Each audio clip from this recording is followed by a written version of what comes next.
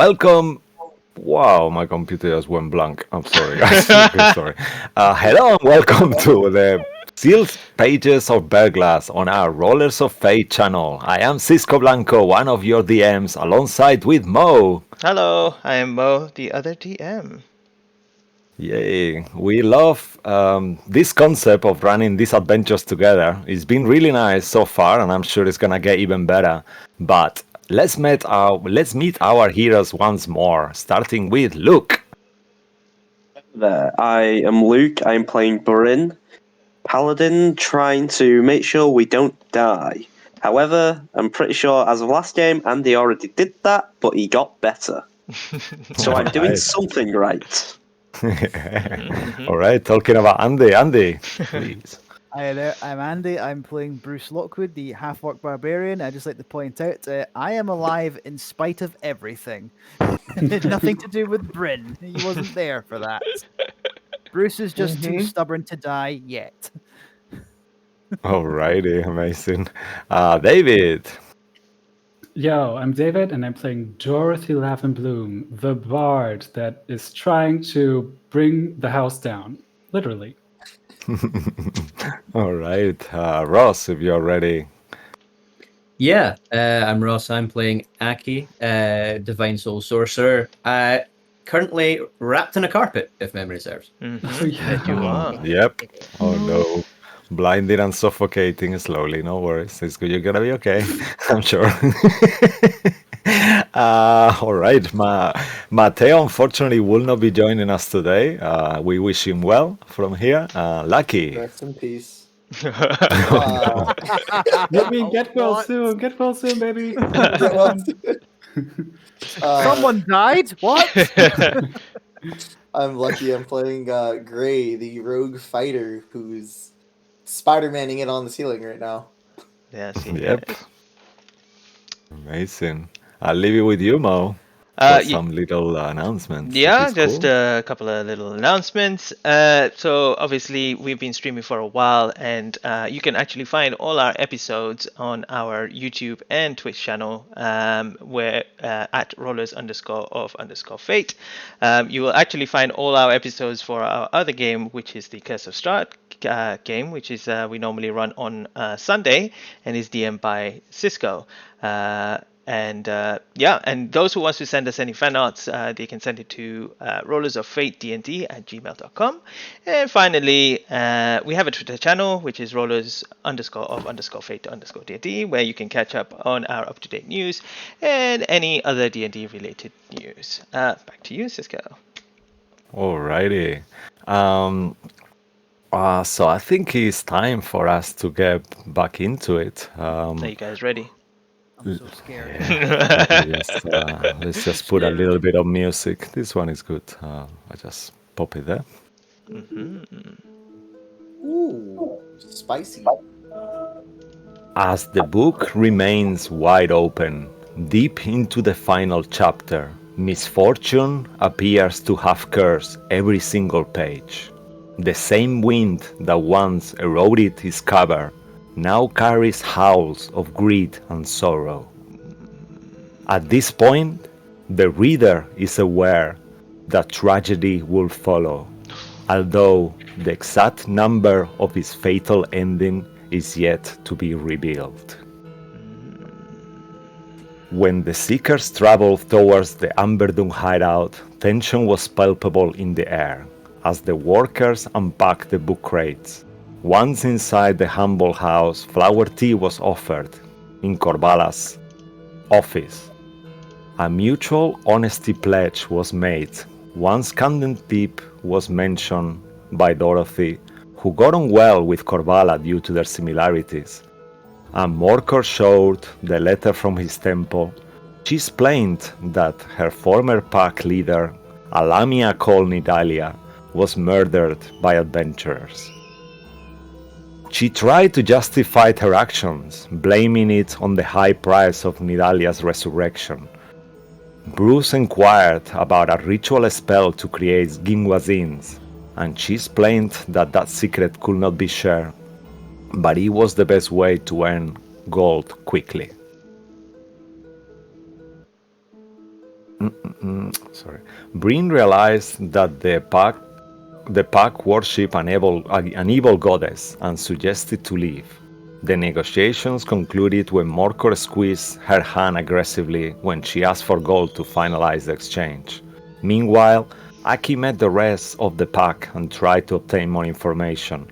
Grey purposely spilled his tea on the floor and infiltrated a storage room, interrupting a prayer to Mother Night. From there, the situation worsened. The Amberdoom pack lycanthropy secret got out as they transformed into jackalwares. Swords turned into ectoplasmic spheres that drained Bruce and Morkor's life force. A mimic chest tried to devour Grey, and an animated rag suffocates Aki, ending with the death of Corvala by Bryn's severed silver blade. Finally, a thunderous spell shook the house foundation. And I'll give you a little description of the scene. While the full moon remains high on the sky, inside the Amberdoom residence, the rickety hut shakes from the thunder wave. The warm wind enters through the crack on the wall formed after a spell was cast, bringing the stench of stable beasts once more, and the sounds of the falling structure hides the sound of the bloodbath. And as we go there, Dorothy just took her turn, and we just go back into the fight. Are you guys ready? We're all going to die. Goonies never die. Remember? Okay. We're goons, not goonies. That's the problem. All right. And after Dorothy's turn, let's go back to the initiative here. All right. You need to Zan. change the Yeah. thing. I'll do it. Oh, yeah, that'll be great. Carry on. I like Okay. this background music, by the way. I know, yeah, it's super impetuous. Zan, you will be next. Will you mind doing Zan, please, Mo? Hold up. I gotta sort out. As I have a screen blocking my screen that I cannot move at the moment. Okay. All right, now. Cool. Do you want me to do it still? Okay, I can do it. Yeah, it's Okay. perfect actually. Yeah. Let me just get on his character sheet right here. Okay. And Zan is next to Grey, who is currently on the air, stuck to the ceiling. The jackalware will look up at you once more, and you will see all these spirals on his eyes start to rotate as he says, "Sleep! Sleep you! You will sleep well." I need you to make a wisdom saving throw, please, Grey. Oh dear. Succeed. We need every sword we can get. I forgot about that ability. Yeah.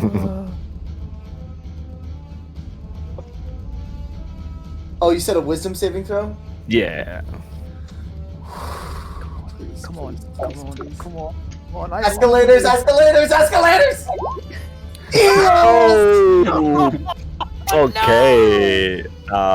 At this moment, Grey just hangs sleep, and I'm not sure of this, but I'm gonna rule it as you are asleep. Your boots stop working and you fall down. Make a dexterity saving throw at disadvantage as you are actually asleep, just out of mercy. Oh no. You know, to be honest, I was gonna ask, is he just... That's worse. 11. All right, that's good, but not good enough. You will take 6 points of falling damage as you hit the floor, and you are actually awake. Yeah, Oh. and you awake once more. And Oh, after my that, fucking unfortunately, incident, you are actually prone as well on the floor. Just remember that as you fell down. And then we move back to Aki, who is actually at the moment blinded and restrained by this rack. I'll just give you a little something before you do anything. If you at the moment you are suffocating as well, so as long as you're not speaking, you will be okay. If you speak in any way, you will start taking damage. Well, things will happen. Let's put it that way.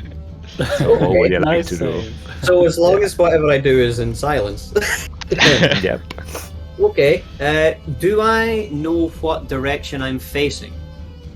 As you are fully blinded, I will say let's do it by luck. Why not? Make a fate roll, first one of the night, and that will determine whether you know which side you're facing. Okay. You've got this. Oh, right. Okay. That's not That's not an omen of how the night goes. It's a reroll. isn't it? Yes. Choose high or low. Remember. Yeah. High. All right. All right. Ooh, nice. So you do know which direction you are. Which direction do you want to be? West. Sure, you are facing west. Oh, right. Cool.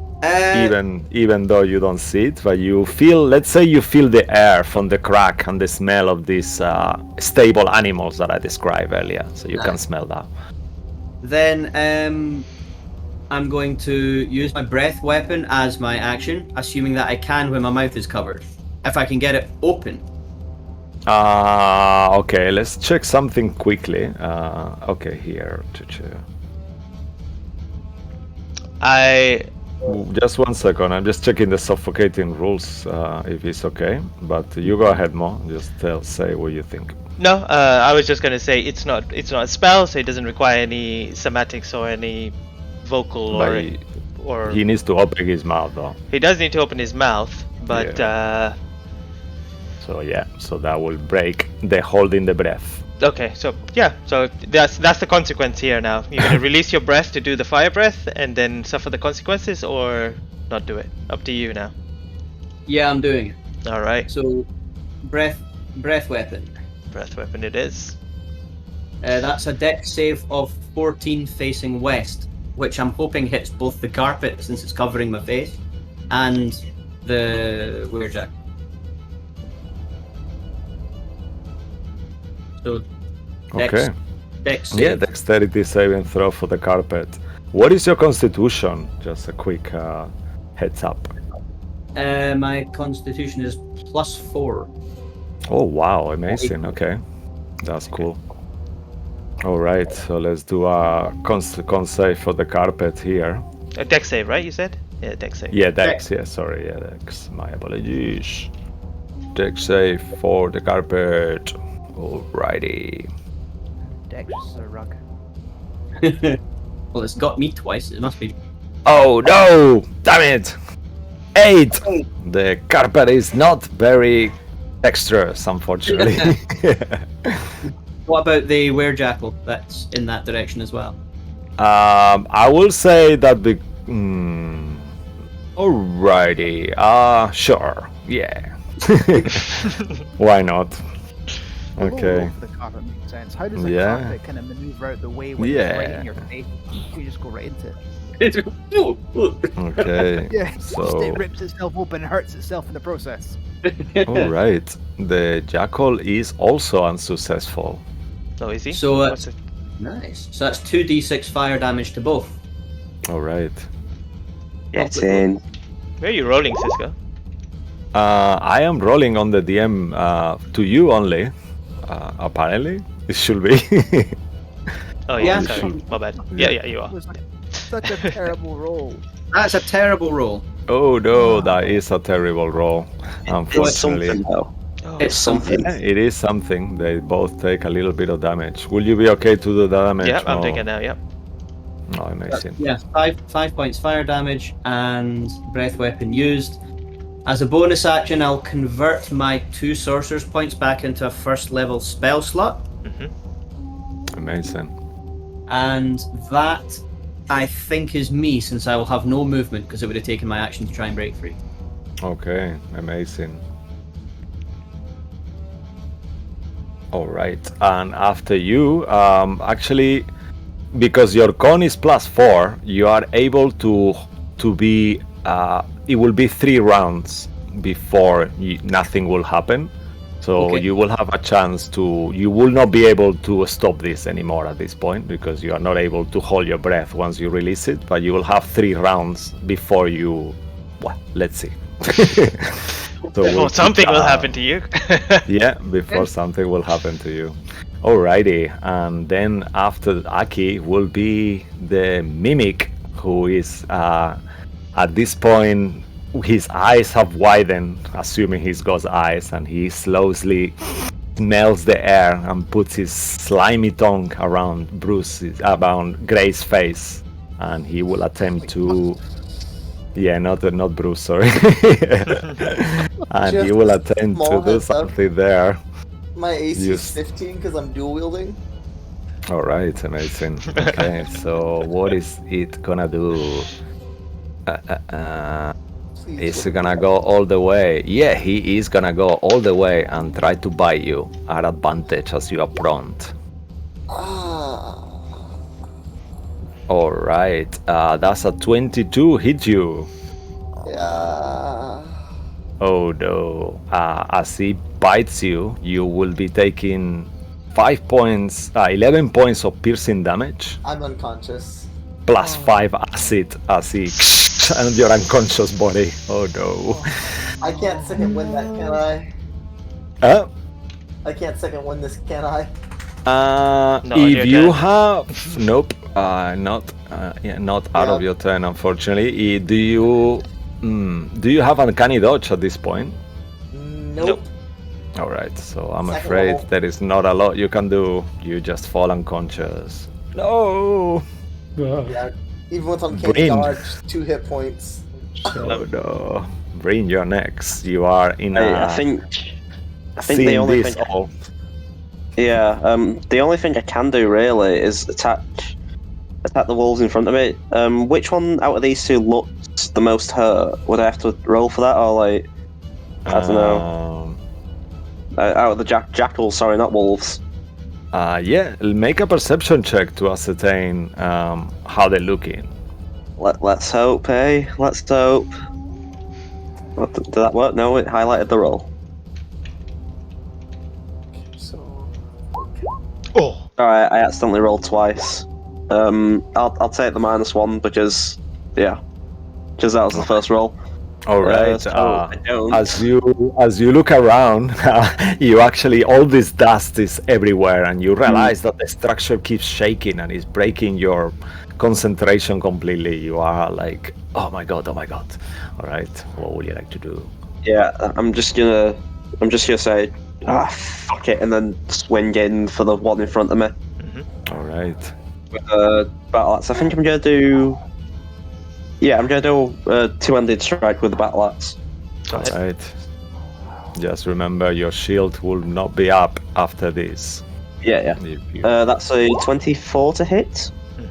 Ooh, yeah, 24 as you go with your battle axe. He definitely hits it. Where do you want it to hit it, actually? Let's just make I'm it gonna fun. try and just kind of just throw the thing forward, just throw the axe, try and whack it in the head, sort of thing. Just try and get rid of Alright. it as quickly as possible. And I think Mhm. I did 13 slashing damage. Yeah, I will. I'll give you something extra before you try to do anything else. As you hit this jackal right across the head, you manage to crack his skull. You can feel. How would you like to kill it?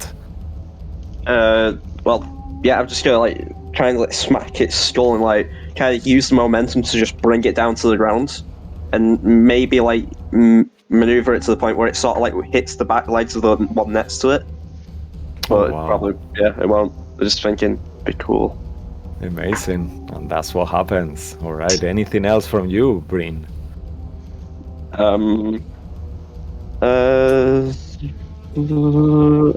I don't think I have it. Yeah, I don't have anything. Yeah, that's me Alrighty. done. Okay, amazing. After you, the camera moves to the Corvallis office where Bruce and Morkor fight the last Ginwazim. What would you like to do, Bruce? You can see the house is shaking more and more, and things are not looking well.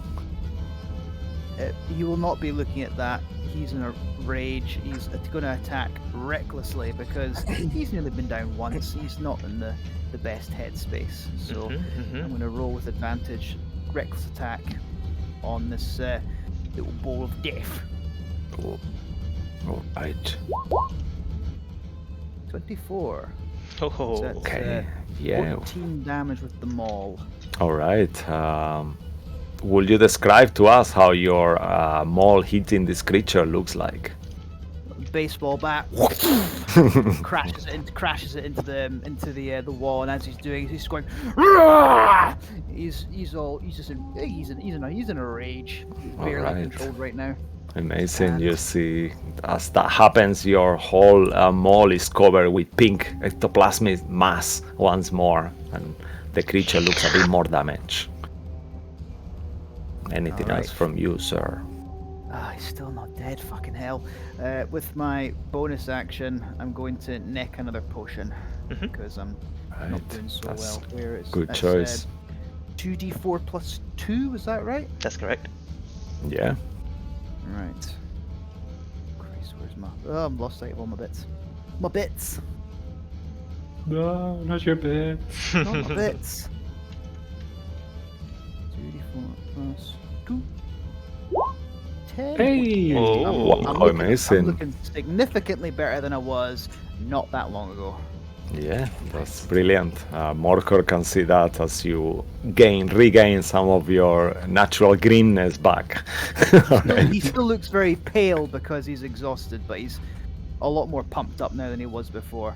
Amazing. And He's not then, able to speak right now. He's just like, "Ah!" all right, yeah. Okay, I mean, you can if you want, but if you want to role play like that, that's cool. He's able to, like in how we yeah. play. If you want to speak, he can. But if you Sure, want to, sure. It's more that he nearly went down once, and he did go down, and now he's just swinging recklessly. He's just "Ah!" yeah, amazing. Alrighty, and the camera moves back to Gray, who is laying unconscious in the floor as two enemies look at him, staring on his unconscious body. Please, Gray, make a death saving throw, but could you make it on silence or just do it to the DM? Do you know how to do that? Through the Roll20 site? Yeah, just go to click on the little icon with the D20 on it, and then click on the GM. There is an option before on the top of the thing where it gives you the different roles. There is an option that says GM right on the top on top of all the roles before the D4. You So see that? I see type of roll, whisper, always whisper? Yeah, whisper. Yeah, do that one. Yeah, just for now, Okay. as you never use it. Alright, let's see if this works. And roll a D20, sir.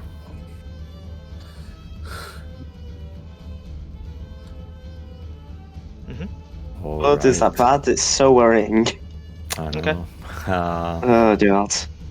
Those two creatures can hear you breathing slowly, like, as your breath is starting to get lower and lower.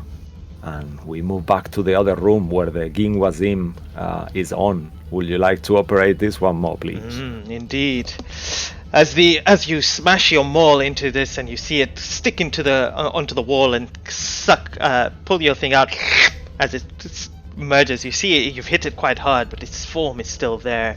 As it looks towards you, because you've just attacked him, it is going to attack. Comes and begins moving towards you, and you begin to feel him trying to suck your soul even further.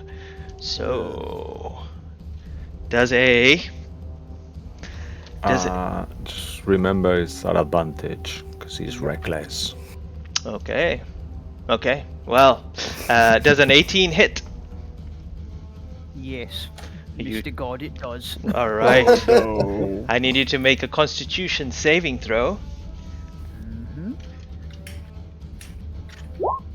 Yay. Yeah, nice. Ooh, Okay. Amazing. You with your rage flowing through your body, you feel it's trying to suck some of your soul. Your skin begins to blacken once again. You do take 16 points of damage, but you break away from what it's trying to consume, and you do not suffer another point of exhaustion. What on earth are you rolling for all this damage? These creatures are potentially be able to kill our level 1 party if they roll well, so I'm sorry You've for hit me that. for 16 damage every time you've hit me. Bloody hell! Yeah, Oh, I no. know. So scared. All right, that its turn. Moving on. All right, amazing. After that will be Therin, the werewolf, the jackal were who just took damage by Aki's fire breath. You wanna do this one too, just to split it? If it's cool. No problem. This one sees the rug wrapped one of them up, so he moves past the rug and heads towards Bryn. I think that's a good idea. And it as it comes towards you, its lumbering huge form, it tries to grab onto you and then bite you. Bryn does a 17 hit you. I think it does because Cisco said my shield isn't counted for this round. You Yeah, raise, unfortunately. It does. you instinctively raise your arm, thinking your shield is there, but it bites onto your arm, its teeth piercing through your armor into your bone, and you can feel a crack as it and blood flowing down your arm. You take 5 points of piercing damage. Oh, okay, that's not as bad as I thought. Yeah, that's manageable. I'm still ready to fight. All right. Amazing. He's Is staring that all? gone. That is all. All right. Okay. Was that a taunt to the DMs? Is that all? Okay. No. I was just. I just It's I not thought 16 something had damage, happened. bad. She can buy one more Yeah, if you I thought. 5 hit points. Yeah, I thought. No. It was honestly. I thought I'd have to like make a Constitution save or something. No. No, you're lucky. Right, They're okay, not good. spreading their lycanthropy. Mhm. All right, and then we go back to Merker, who is standing next to Bruce in the room versus the Gingwazim.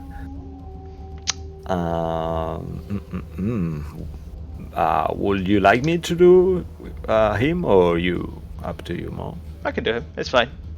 All right. All right. As he sees this creature trying to suck the life out of Bruce in front of him, he instinctively gets his staff with 2 hands and tries to attack this creature first with a attack. Let's see, what can I do? I think it's I don't have his stats up. Just give me one quick second. Let me just find him on D&D Beyond. Meantime, I will Alright. roll. Yeah, go ahead, please. All right, that does as Bruce, you stumble back from days for what this creature is trying to do to you. You see this long staff hit the creature, and it does. I think it's a D10 with 2 hands, right? Let's have a look here.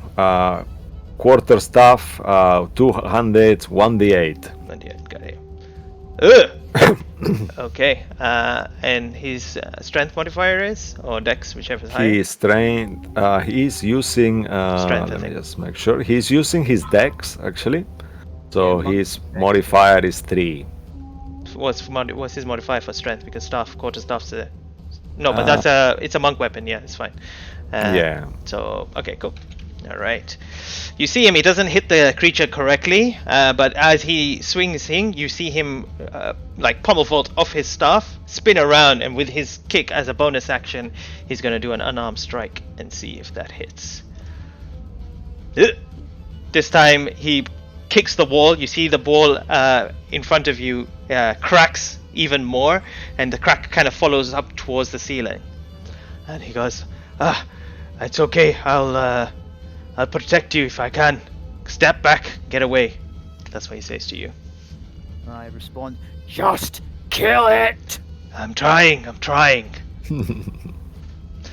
Alrighty. And that is that's Morker's Morker's done. Amazing. After Morker's turn, we move back to the corridor where Aki is being confronted by the rack of smothering that is suffocating him at this point. Oh, okay. All right. Sure. Let's do it now.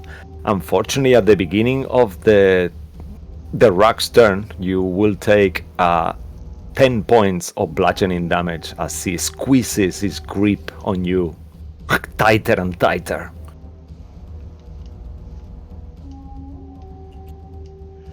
You're on mute, mate. I'm not talking. Now you are. Okay. I'm thinking very fast.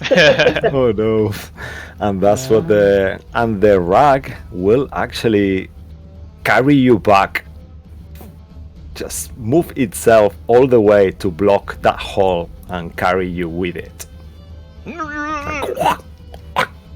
It's kind of like sliding through, and that will be the end of its turn. After that will be Imbar, another little jackal that is here facing Dorothy. Shall I do Imbar? Sure. All right. Imbar will move closer and place himself between Bryn and Dorothy, and will look at Dorothy's beautiful green tight dress and will try to rip it open by doing an attack. I know. I'm sorry. I'm running out of dresses. I know, it's so mean. All right.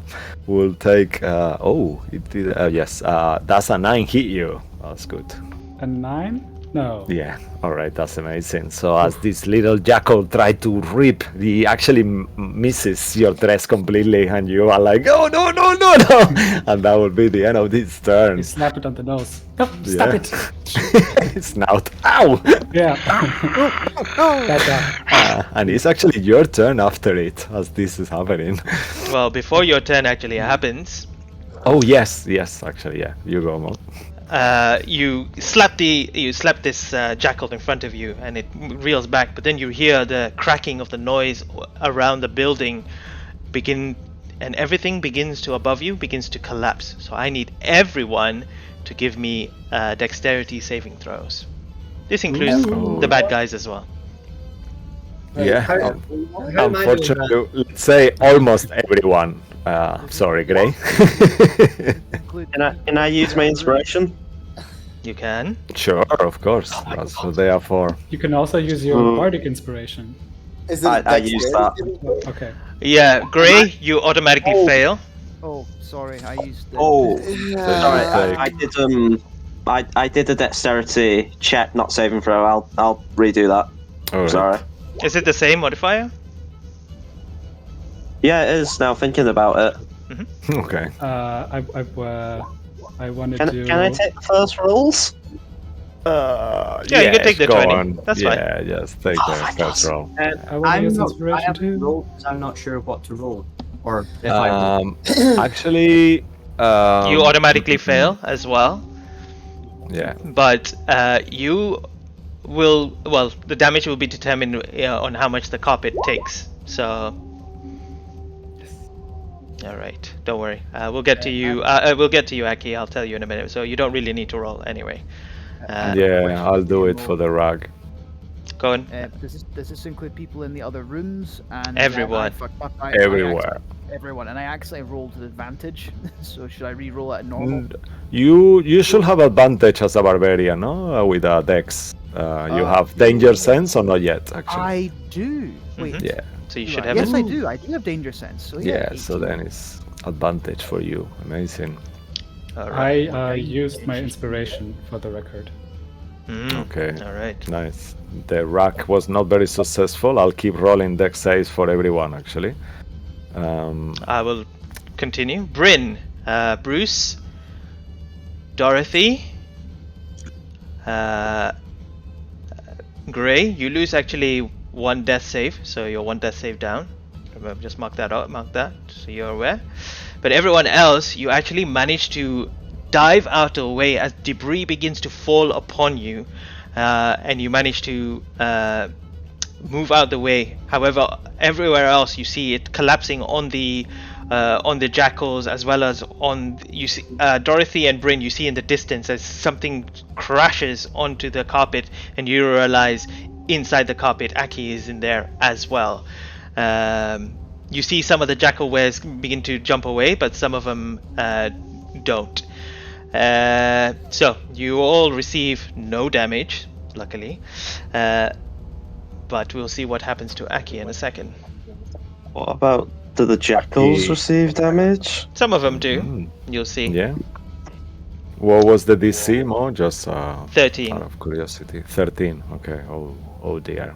Is the ball of death okay yet? Do we know yet? Ugh. I'll roll the damage. Yeah, roll the damage, please. Oh, wow. Damage. Oh. Okay.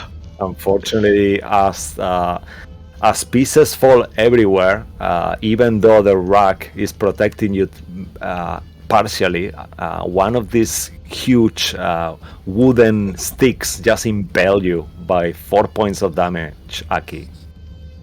Okay. Shit. And the rack takes the other half of that. So it's half for the rack and half for Aki. I've done it, yeah. Okay, amazing. Alright. And you see that pieces impale some of the jackal wares as well. One of them just takes a whole blow, the one close to you, and you see all of them are like freaking out as this. What is happened to the building, Mo? Actually. Okay, so now the building is all collapsed. People are lifting out of the ones that are still alive, lifting out of the debris.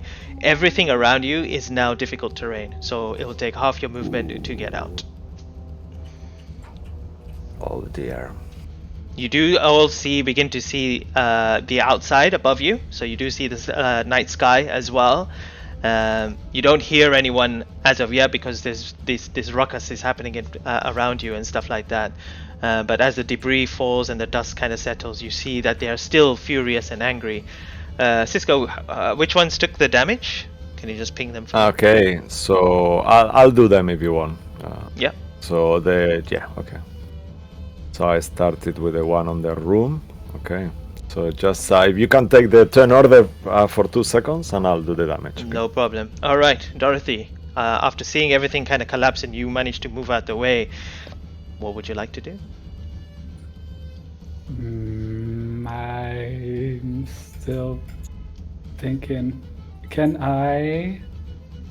Like, if I were to do. If I were to do another thunder wave, could I get this one in front of me and this one in front of Bryn, but not get Bryn? Or is Nope. that not? Yeah, it's not in the line, right? You can, Go you for can it. either get Go you for can it. either get Bryn. I mean, you can either get all of them, including Bryn, or you can Go get for it. one of them. Your choice. Go for it. Go for it. Yeah, I can heal. It's fine. Go for it. Okay. I mean, it will only help so much because I mean, I really want to get to Aki, but I can't. I have to get these things out of the way, right? You gotta go for it. It's gonna be cool. All I right. say as the building falls on me. Then I'll just keep stomping, I guess, and just Oh, raise the other heel and just say again, I said get away from me! And cast another thunder wave in exactly that kind of cube. Yeah, thanks. Thanks for the Okay. visualization. All right. So I'll do Imbar here. He will do. It was Con, right? Constitution saving throw. Yeah. Yes. Bryn, Okay. DC 13. please make a con save.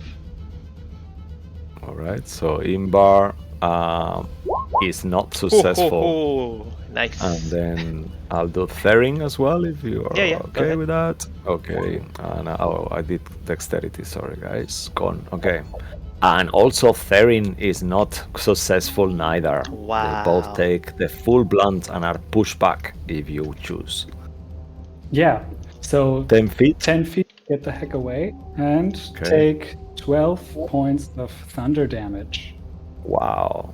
Okay, And if you 12. save, you take half of it. If you save, you just take 6. Will you describe to us how it looks when Dorothy casts this spell that will actually kill both of the Jackalwares? Yeah, fuck yeah. Okay.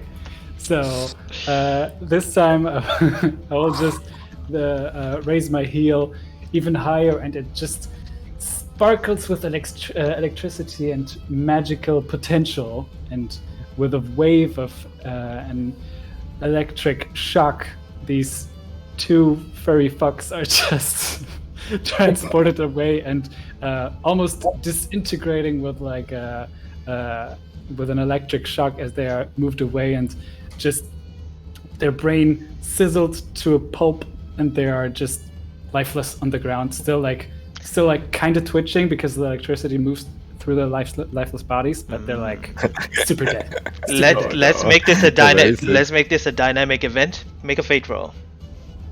All right. I'm gonna call it. Yeah, evil Mo.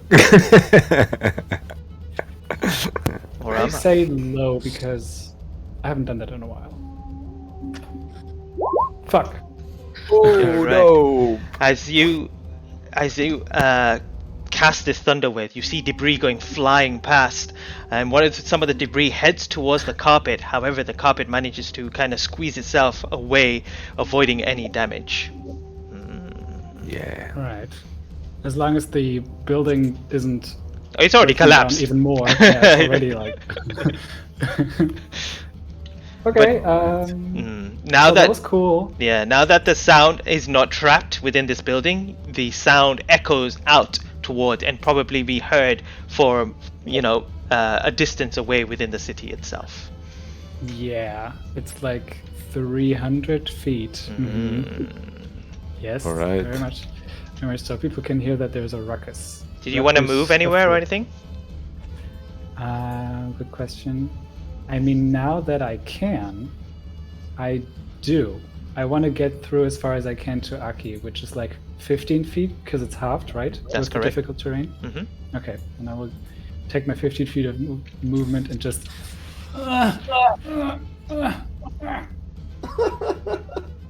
That's all I got. All right, amazing. Just a quick question. After you will be Zan. Well done, Dorothy. How are the walls looking, Mo? Can they see? Are the walls still up? So most of the walls are pretty it's the roof that's collapsed on down, so the structure, the vertical kind of walls and stuff, they still remain, so the door still remains there, but I think Zen is actually prone. I forgot to say whoever failed was going to be prone as well, so I'm going to throw that to that creature there, and I think that's the only one that's prone. Yeah, that's the only Jackalware who failed. Yeah, all So right. who else is prone, actually? That's Hey, it. all the guys succeeded. Yeah, okay. So Zan, unaware to everyone's eyes, will slowly stand up, look at Gray that is on the floor, look back to the chest that is actually empty there, and he will take you on his arms, put you inside the chest, and close it. Wait, into the mimic? No. There is two chests. There's So a there's one. So he puts you in a chest that none of you see, but it's got a couple of books and little coin inside, and he actually locks you in there. You can go. And Ooh. Wait, did someone say coin? Yeah. Does that wake you up? The clink of coin. Ah, I'm back. Yeah. Unfortunately, he will not wake you up, and he will just. The walls are destroyed. Actually, is this wall still going, Mo? It's just the ceiling that's been destroyed, so everything's Okay, collapsed perfect. down. Yeah. So the All walls are right, still. and that will be the end of Zan. He will be waiting there. He will move back to the door, waiting for someone else to enter, and that will be its turn. Back to you, Aki. What would Get you like me to out do? of this fucking carpet. You are able to try to break free if you want. Yep. There is a DC. Yeah, that is the only thing I'm interested in doing, is getting out of this carpet. So All right. So what am I rolling to figure that out? Is that a strength check or? So you will be doing. Just give me a quick second.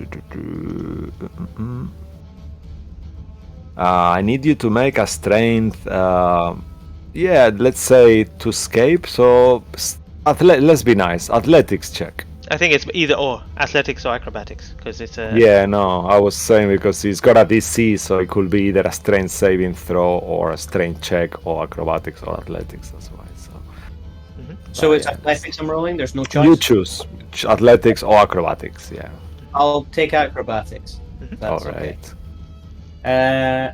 Come on, Aki. Oh no. Inspiration. I want to go again.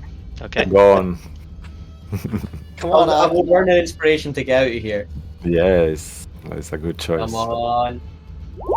Yes. Oh yes. How does Aki escapes the rug? I think since he's pretty much pinned, the only thing he can think to do is use his horns and try and stab backwards. Get the fuck out of here. I think just Alright. eventually it catches enough that it slightly unravels and he kind of rolls out. Okay. So at that point, I'm out of the rug, but it's difficult terrain. You said. And you are prone as well. Yeah, I'm prone. So if I stand up, it's half my movement. That's correct. Yeah. Which leaves me with 15. Except it doesn't. If it's hard terrain, or can I only move Yeah. like 5 feet now? No. You stand up takes half movement, and then it's 15 feet you have left to move. So Except it's after. Yeah, so you can only move 5. Yeah. Yeah, in that case, I unfortunately. will move away from that rug, and I'm afraid I'm gonna have to share space with crawling towards the nearest other person. Yeah. You'll have to Ah. move to this space up here. I have Yeah. to move up here. Okay, I can do that. Okay. As you leave the rack space crawling, the rack will take an opportunity attack on you Yep, and try to smother you again. of course it will. It's a straight roll. He's not crawling. He stood up. Yeah. It stood up. Yeah. Okay. Oh my god. All right. And unfortunately, it will grab you once more. I'm so sorry. There's no DC for that. Nope. If he hits you, it doesn't do any damage at first, so that's the good thing. So it just grabs you back in again. But you don't take any damage until the start, until the rack's turn. Yeah, pretty much. It's the 3-turn timer restart because he had like a quick. Yeah. Now your breathing is back on, so you can you are not damn it. you're not holding your. I mean you're not suffocating, so it's back to 0. Amazing. Sorry for that. And it's actually you after it. You just took your turn, Aki, and after you will be the mimic. What a horror scenario. I know this is a horror house. No, Unfortunately, Aki, you get free. Oh no! And he's just like on the ground. the mimic I'm will. out, I'm out. I'm back in. I'm back in. I'm back in. Fuck. The mimic will use. Actually, let me just think of this quickly. 1 second. What does it take to do? Okay, the mimic will turn back into a normal chest and remain there, immobile at the moment. So he doesn't look like a mimic anymore. The werewolf will tell him, "Just change again," and he will turn itself into a normal chest once more, and that will be its action and its turn. Bryn, you are next. Right, I've already looked. I'm gonna use half my movement or all my movement at this point to move within range of the rug and try and attack it, trying to help Aki really. All right. Amazing. Let's hope this works. Sorry, just trying to find it. One-armed strike, just try and cut the thing open with the battle axe. That is a 13. Ooh, okay, let's just one quick second. Yeah, a 13 actually does hit the Ragamos Paladin. Yay! Go and just like just slash it. Okay, Are you- 9 points of damage with the axe. Nice. Are you two-handed in it or one? Just one. Okay. All right. Yeah. And as you do this damage, before you say anything else, let me just make sure. I'm sorry, I'm drawing squares everywhere. All right. As you hit it, you can feel that this is the last thread of this rag. How would you like to kill it? Again, just And like, I'm gonna try and like. very nice. Actually, okay. Mo, up to you. How many hit points did the rag had? Because Aki will take half of the damage. He only had one, so he's going down. All right. Okay. So then it will go down. You take half a point. So let's say that the damage will not transfer. Or actually, make a luck check, luck roll. Yeah, a fate roll to see if some of that damage hits Aki as well. But then you can describe it. Sorry. Evil. High or low? Okay. Hi. Fuck you, roll 20! Alright. Unfortunately, as you feel the axe from Bryn, you try to move and kind of like squeeze in a different position, but the rack is too hardly grabbing you. So you take half of that damage. So let's say you take 4 points of damage. No.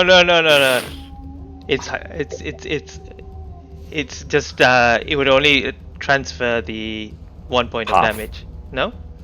Half. The half takes the rag, the other half is for the person inside. Let me just quickly check the row on this. I can see it, I'm reading it on the rag of smattering, don't worry. We got this. Sorry, Ross. Sorry. Good night, Aki. I am down. All right. Yep. I'll heal you next turn. It's priority. But Welcome you to my- please go ahead and my world. describe how you finish it. Sorry, I'm I was gonna like. Sorry, I almost lost my drink there. I almost fell in my bin. But I was gonna like grab like the tassels on like each corner of the rug. I'm guessing it has. Gonna like grab it, pull it, and just strike. But then, not realizing, I just whack Aki in the head because he's like where I'm striking. He's like just under it. Bryn, what are you doing? Aki's in there. I can't see him. I'm sorry. I'll help. I'll make the spare. All right. I'll make the Aki, spare. you alright? No response. Uh-oh. Oh, I think I've done a bad thing. Alright, time to get him out of there. Yeah. Quickly, please. Hopefully, he forgot this. Oh no. Anything else from Bryn? I'm gonna see what part of Aki's head I hit. Hopefully, the part that holds memory.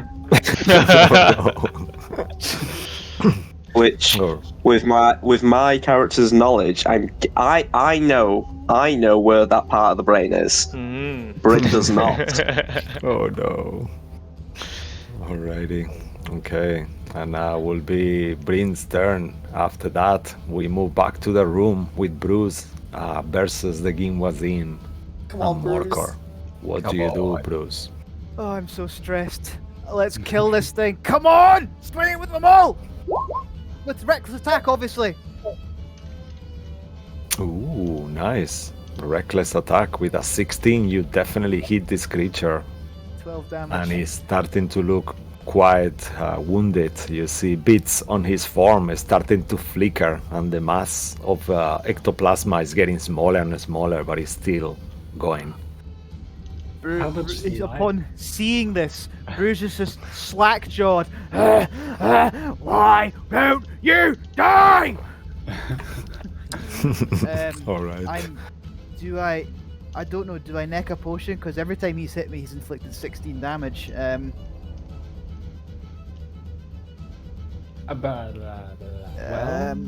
There's. I mean, Yeah. I don't. It could just be. I'll take one. I feel like I'm gonna waste it, but because I think it'll just take me out in one hit. Let's where are we? Advanced dice roll. I'm so stressed. Well, you also got 10. Morker Wow. protecting you. Again? Morker- Nice. Yeah, I know. I need it. Yeah, Morker's avoiding all the hits. So I'm just trying to stay alive. So far, these Wazim things have inflicted a combined total of 48 hit points of damage to me. If you don't include I all the 48. I've been counting. It's incredible the amount of how much they've hurt me in this fight. All right, Still good. You're still good. No, I'm not good, but I'm done. All right. Oh no. All right. And we move back to inside a chest where Gray his air supply is running out slowly. Please make another death save. Okay. All right. And that will be its turn. After that, the Gimwazim back in the room looks at the two of you. Shall we let fate decide who he hits? Yeah, I think I like that. That would be great. What do you Yeah, want? they're Just really feel going really for bad it, for don't they? Bruce because he's taking all the blows. Do you I'm want sorry. high or do you want low? I think Bruce should call it actually Yeah, I on know. the No, side. don't you you're putting this on me, you motherfucker. High, because I'm taller than the dwarf.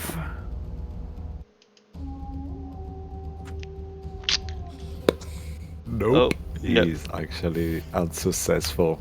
He's I- low. I don't know why it's rolling in GM thing, but I'll re-roll it. Yeah. Yeah. All right. Ready? No. All right. So it doesn't go for you. It looks at the Sorry. creature closest to him, and it tries to attack Morkor in front of him. Sorry, Morkor, Morkor. if you're I'm watching, not sorry. I'm not sorry at all, Matteo. He's watching. I'm not sorry. He's watching. He's in the chat. Oh no. Well, you want me to? we'll see if to it do hits or you do though. it? Yeah, I'll do it. It's Yeah. fine. Okay. His AC is can you check? I got it here open. Yeah. His AC is 17. Oh, that's pretty good. That's pretty good. Yeah. Nope. That's pretty good. Oh no! It is actually as the Gingwazim tried to hit Morkor, he is unsuccessful, and he misses him just for one. I'm sweating. Is anyone else sweating? Yes. Yes. Seriously? Absolutely. All right. That's its turn. Missed. Let's go. Morkor's turn. All right. Okay. So it's actually Morkor. I have his character sheet here. You want me to Can do you- Morkor maybe better? Yeah. If you can see it, it's clear right now. Okay, so Morkor seeing that. Oh no! This is not fair. This is not fair, but yeah, we have to do it, unfortunately. I think they don't I care. just don't. I don't think they Yeah, care. But you don't care, yeah, because it's very likely that Morkor, without being here, will actually might kill the creature. Let's see how this goes. That's absolutely fine. All right, I Yeah, just yeah, don't yeah. like to steal your kill. I'm sorry. All right, No. This is not kill stealing. This is Okay. saving my life. All right, so Morkor will try to hit it with an unarmed strike, like trying to do like a move there. Oh no! And he will actually miss with a 7, Oh my god. but he will use his bonus action to try to hit it again. Come on. All right, Morkor. yeah, this one will hit. Woo! And as he hits it, let's see how much damage he does. Come on, Morkor. Come on, Max it Morkor. out. Max it out. Okay, so that will be 6 points of bludgeoning damage. Mo, would you like to describe it? How Morkor kill it, or shall I? Yeah, as Morkor whips with his staff, you see him come with a spinning elbow, and with the elbow he hits this creature onto the wall, and you just see it splat, and then just all the ectoplasm just kind of slide down, and the creature is no more. Yay! Nice. Bruce's bane is no more. Bruce's upon seeing- nemesis. Upon saying that, Mean and Green just says to Morkor, "Everyone else, let's save him now!" All right. Before we end your both of your turns, well, Bruce, make a perception check actually. Perception check. Cisco Mo. Hmm. Uh-huh. Morkor is, he's in chat. He said he has no more key points. Yeah, I know. We know. Yeah, the bonus action is he can always do it, so we didn't use Okay, any okay. key points. Thank you, I'm- Mateo. I am exhausted, so this is with disadvantage. That is correct. 1 point of exhaustion. 17. All right, that's more than enough. As you begin to walk away, you see that one of the planks of wood has pierced the ground underneath, quite close to her desk, and you see a hole, which it has appeared. 1 second, right there, and you see it. Oh, I'm sorry, what? you see the I see. right Okay, there. I think I can see something. I think there's a black thing. Ah, there we go. Yes, I can see it. So it's on the bottom left Yeah. of that room. Mm-hmm. Okay, And, yeah, and I'll as make you a look, and as you look down, you see that there are steps leading down. Okay, I'm just making a note of that. It's under the desk, yeah. On the side of the desk. So the desk was Okay. there, and it's on the side of the desk. But debris has broken the plank of wood underneath, and has revealed that for you. So there's a hole next to the desk of Corvala. Yeah, you should be. I'm not sure if you can see it on the map actually. Yeah, they can. They can, yeah. Yeah, I can see it now. Oh, Just amazing. making sure, but yeah, I've got bigger things to worry about. All right. More And you, I'll just give you a little bit more. And you are aware that whatever was down here, it has been heavily protected, as there was 2 Gimwazim guarding this room. That would Okay. be logical. All right, but it will be Dorothy's turn, right? yeah. After that. Okay. I think move Morcor though. I think he probably wants to move out of the room. Yeah, that's true. Actually, let's move him out of the room. His movement is 25. 35 feet. Oh, 35. Okay, yeah. Yeah. So So 15. you move 1, 2, and 3. 15. And that will be. And he will look at everything and sees that things are looking well. And yeah, that will be the end of his turn. Dorothy, you are next. One thing, are the walls still up, even though the building is kind of broken down? The structure of the Yeah, walls are that's- still up. Yeah. Yeah, Okay. They have- it's just more like the ceiling part. Well, I'm definitely gonna rush to Aki. Just take him on my lap, place him, and give him a glowing hand on the forehead. Not forehand, forehead. What? Perform a cure wounds spell Oh wow. All right. and heal him Okay, for amazing.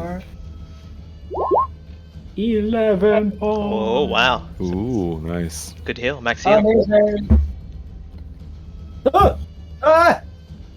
Don't worry, it's me.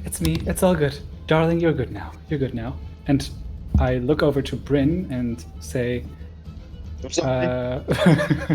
no. Sorry. Is the door where Gray would have been in visual range? I forgot. Yeah, you Remember, can we see a only- door. We only know his name is Stripe. Stripe. Mm-hmm. The door is actually a little ajar, flapping, because the infrastructure has changed as well. So it's loosened up, but the door is. It seems like it's unhinged itself, so it seems like it's kind of creaking. Okay. Well, I'll just point in the direction of the door and say to Bryn, and maybe you go check on this door. Yeah, sure. Aki, you alright? I remember you. Maybe some vital part of his memory has been affected by the hit that we don't know where it came from. Anyway, I trust in your skills, Bryn, and just make sure we are I safe. don't. I do. I'll try my best. You go do it, baby. And I cast a bardic inspiration on him again. Oh, nice. Because your Amazing. skills. I would deserve it at this point. If I was knocked unconscious, have I lost a bardic inspiration if I was conscious? No, I don't think so. It lasts for 10 minutes. I don't. Yeah. Okay. Cool. Y'all be inspired as fuck. We'll double check this after the game, but for now, let's just Yeah. keep it. Yeah. fine. Okay, amazing. And that's my All turn. right, good. I'll dip on the next inspiration. On the other room, Zan will move towards the door, open the door, and use his action to turn himself into his normal self. That is, he looks like a very old man. He's the oldest of the pack, and he looks like a very fragile old man. And he says to Bryn, that is on the door, please let me go. I didn't know. I didn't want this to happen. Your friend just ran away. Please let me go. You can keep everything that is here. Just please don't kill me. Should I roll something to see if I believe that, or Yeah, he will make a deception insight. check. Let's do it like that. Yeah, he will do a deception check. 18. Okay. Do I get like advantage because of combat, or? No. All right, fair Unfortunately enough. not. Just trying my best. Okay, with 18, as you look at him, you see that he's really scared, and he looks so fragile and so sincere, and his eyes are almost weeping. Please let me go. I have I see you're small- a holy man.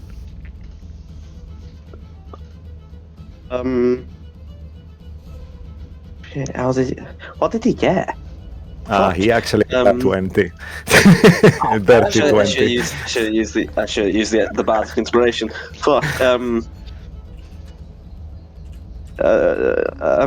You should stay in that room where it's safe. Stay there where it's safe. I'm so scared. Please don't hurt me. It's all right. It will stay there where it's safe. All right, I'll do that. And he sits down on the floor, kind of like putting his hand on his hip as he does, and that will be his turn. Aki, you are next. I think. Am I still on the ground? I'm assuming I'm still lying in Dorothy's lap at this point. Mm-hmm. Yeah.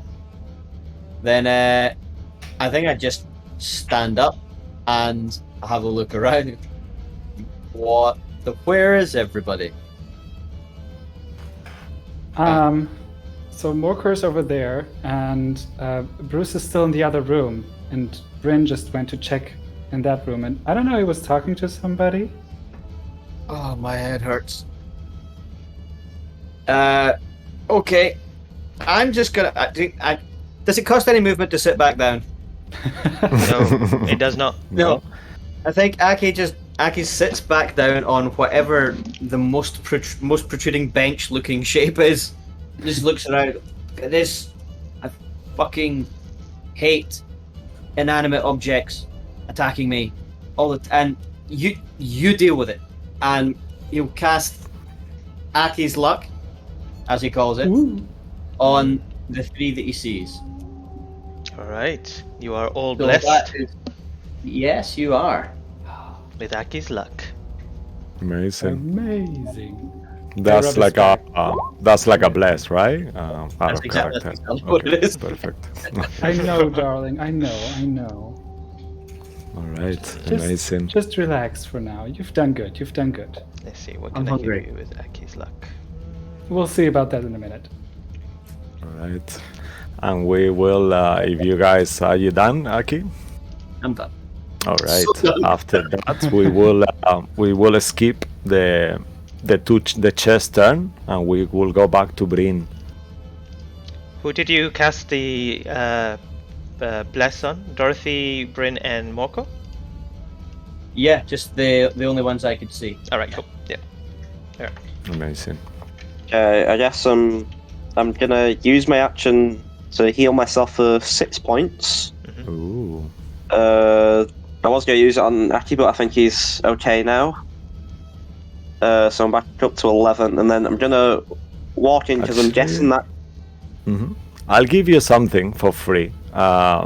Make an intelligence check, because you can actually see the room. And this creature just told you that your friend just left. So you could assume that with his boots of a spider climb, he could have climbed up the wall and leave. Or not. 14. That's pretty good. Alright. With a 14, you will think It's very unlikely. There is a lot of coin here. You don't know Gray for long, but you know that he's here for the money. And you think, why would he leave? You look at the room and you see 2 chests there, and you think he wouldn't just leave without taking a chest. And keep going. Wait, Honestly. Do I still see the guy? Yeah, he's there sitting on the floor, looking all fragile, looking at you with a sad face. You're lying, aren't you? And I point my axe at him, and that's it. Oh, why will you assume that? I don't lie. What will I gain from lying? I just wanna preserve my life. I know. I know what you're doing. Can I try and insight, well, perception, Sure. or like? you want to intimidate no, him? actually, yeah, it would be intimidation. Go ahead. Yeah, go and do an intimidation check, please. 25. Okay, Holy he looks super scared, and it's not his turn, but he will say, "Please, if you let me go, I will tell you where the gold is." That will work. Oh no. Where is our friend, though? Will you let me leave if I tell you? I will. Will you swear it under your god? I swear that I will let you live. I put him on the chest, I'm sorry. Not these lot. Which chest? That one, and he points to the mimic. Can I insight check that? Yeah. I mean, to be honest, you wouldn't know that there is a mimic there. Yeah, No, I just want to know whether he's lying. Also, I'm going to use that D6 as well as the D4. Sure. So that's a 13 plus. The insight is not for. I mean, the bless is not for checks. Yeah. Oh, then it's just a 4 for the bardic inspiration. Okay. You. So let's. that's. I'll still a give you. 17. Okay. You can see that he's not telling the truth. Right. Okay. I'm gonna walk over to the other chest then. Oh, yes. The one that's not a mimic. All right. Amazing. I think I've done too much. I don't think I'll be able to open it, and I'm just gonna leave it there. All right. Okay. Cool. Mo, what do you think? No. What do you think of what? Does it have a free interaction to open the chest, or is it really done too much? Let me see. He walked in. He hasn't done any interaction with any objects. All alive. Yeah. I rolled myself. I spoke a lot. Can I open the chest? You can. Alright, But that would be go on. everything. That would be your turn. Yeah. Yeah, I'm gonna open the chest and just scream "fuck" as I see him. You see Gray looking really bad. You're not even sure if he's alive at this point. Yeah. And that will be your turn. Bruce, back in the room. You are there contemplating these stairs going down, and you know treasure is likely to be there. He's not interested in the stairs. He's taking a note of them. He's going to move his full 15 feet, 5, 10, and 15. So I'm just going to hover right next to Morcar, and everyone can hear. Anyone who they just hear. Where are you all? I'll kill them all! All right, amazing. Make an intelligence check as well. History, actually, just free. For free. There's a disadvantage though, so it doesn't matter too much. 7. All right, with a 7, you aren't sure, but you kind of think like, what was the mission of they gave us exactly? But you cannot really recall. That's And fine. then- He's not thinking about that right now. All right, he is not sure. Gray, back in the chest. Last chance, Gray.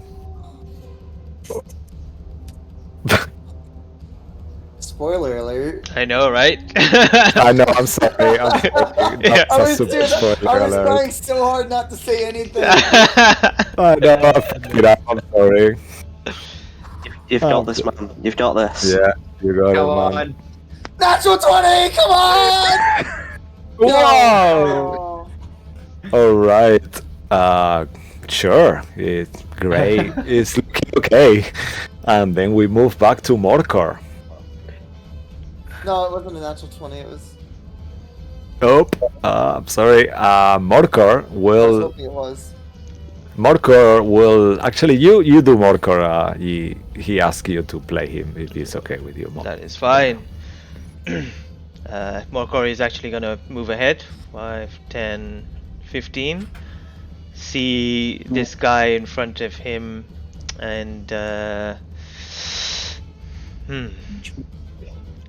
he's sitting on the floor, right? Yeah. My good man.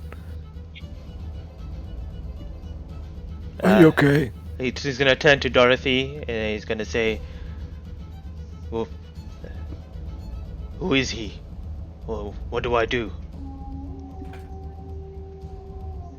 What do you think? They were trying to kill us. No, you tried to kill us. We As didn't he- try to kill anyone. Before he tries to say any words, he's gonna swing his staff straight at this guy's head. With advantage.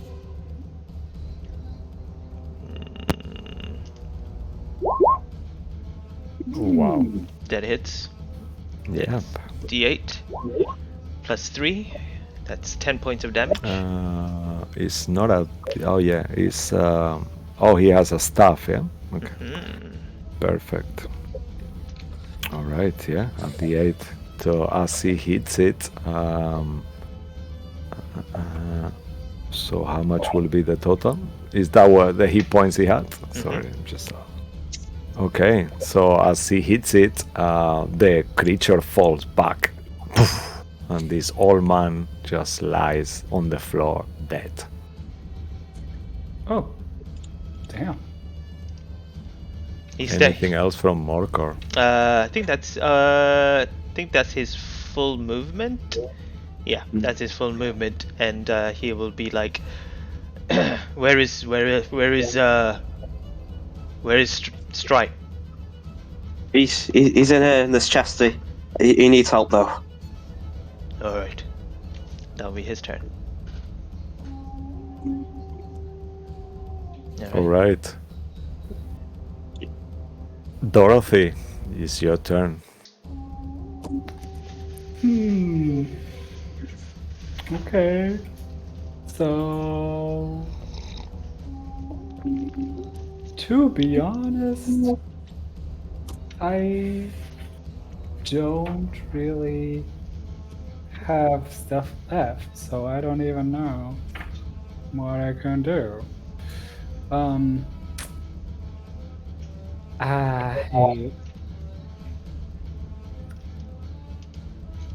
I think it would be a good idea to actually. What I'm gonna do is, Cisco, if it's okay, we'll drop initiative here, because. Yeah, we'll do Yeah. it. We'll drop initiative for the time being. Yeah. All right. So you're all free to talk and move around. Go ahead. Actually, cool. yeah. I mean, I mean, the mimic is still in the room. yeah, though. that's what I mean. Yeah, the mimic don't will know that. be. Yeah, you guys don't know that, but the mimic will actually. What will the mimic do actually? I thought it was told to stop fighting, so if we don't go near it, it's not in combat. That will be up to the I'm mimic near to it. decide. I'm near Not, he's got a brain, you know. But yeah, okay. Let's say the mimic will stop for now. Yeah. Yeah, I'm gonna heal Gray for 4 points and kind of pull him out of the chest. Okay. As you heal Gray and you touch him with your holy light, he is not moving.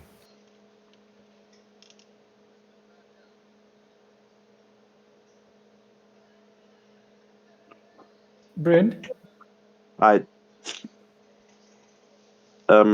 kind of pick up the body and just kind of get ready to walk out.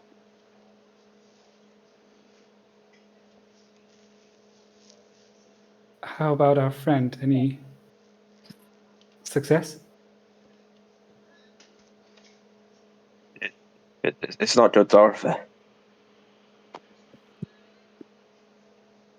Get out of here. We should burn it to the ground.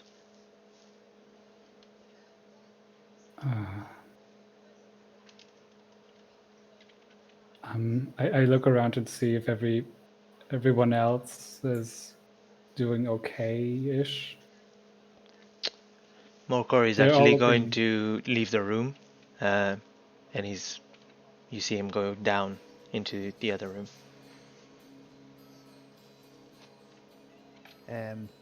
Bruce glares after Morker as he walks away. He's not hiding the look of contempt he has on his face right now. Now,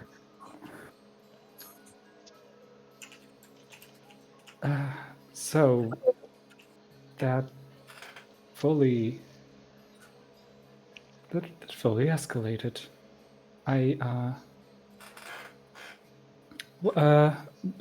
Brucey, is there anything we missed in the other room? Otherwise, I would very much like to just leave. Just, I agree. just I agree.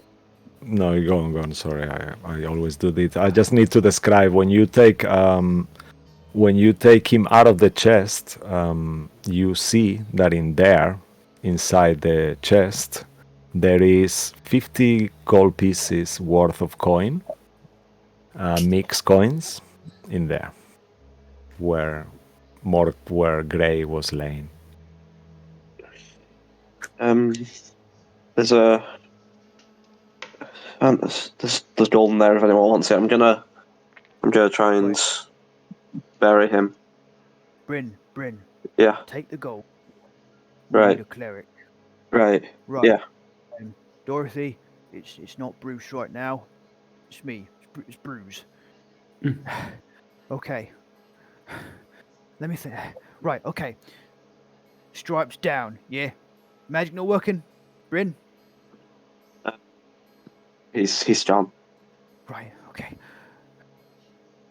Okay, a big old place like this must have some money, not just that. There's a set of stairs. I think there's a set of stairs next to the bitch's desk through here. There might be. Sorry, I'm a bit tired. There might be some stuff down there. Do you need healing? I'm fine. I'll go look then. Maybe there's something that can help us. Come with me. I might need some help in prying it open. All right. And he takes Dorothy and whoever else follows him to the room that he was fighting with Morker in. So, and he points to the bottom left. It's the bottom left of the room. Might be clear for you as well at this point, David. He's right there. Someone help me pull this apart. Do I need to roll anything for this, or? Sorry for coughing, by the way.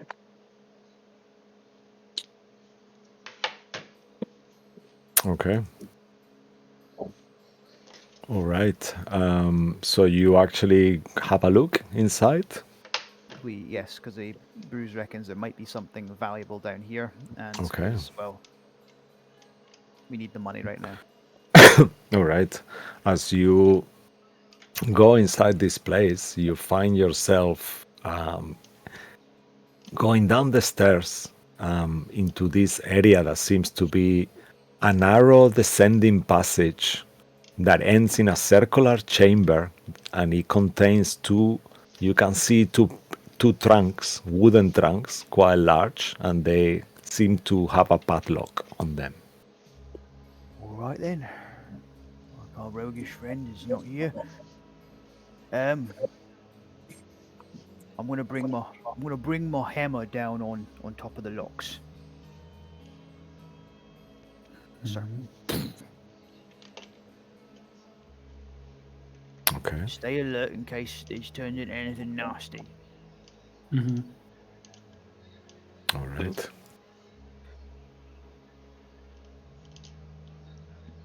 Okay. Okay, you start making your way, and what would you like to do with the chest? I want to bring my maul down on the locks. I'm going to break them open because we Okay. don't have anyone to pick the locks. All right, make an attack roll.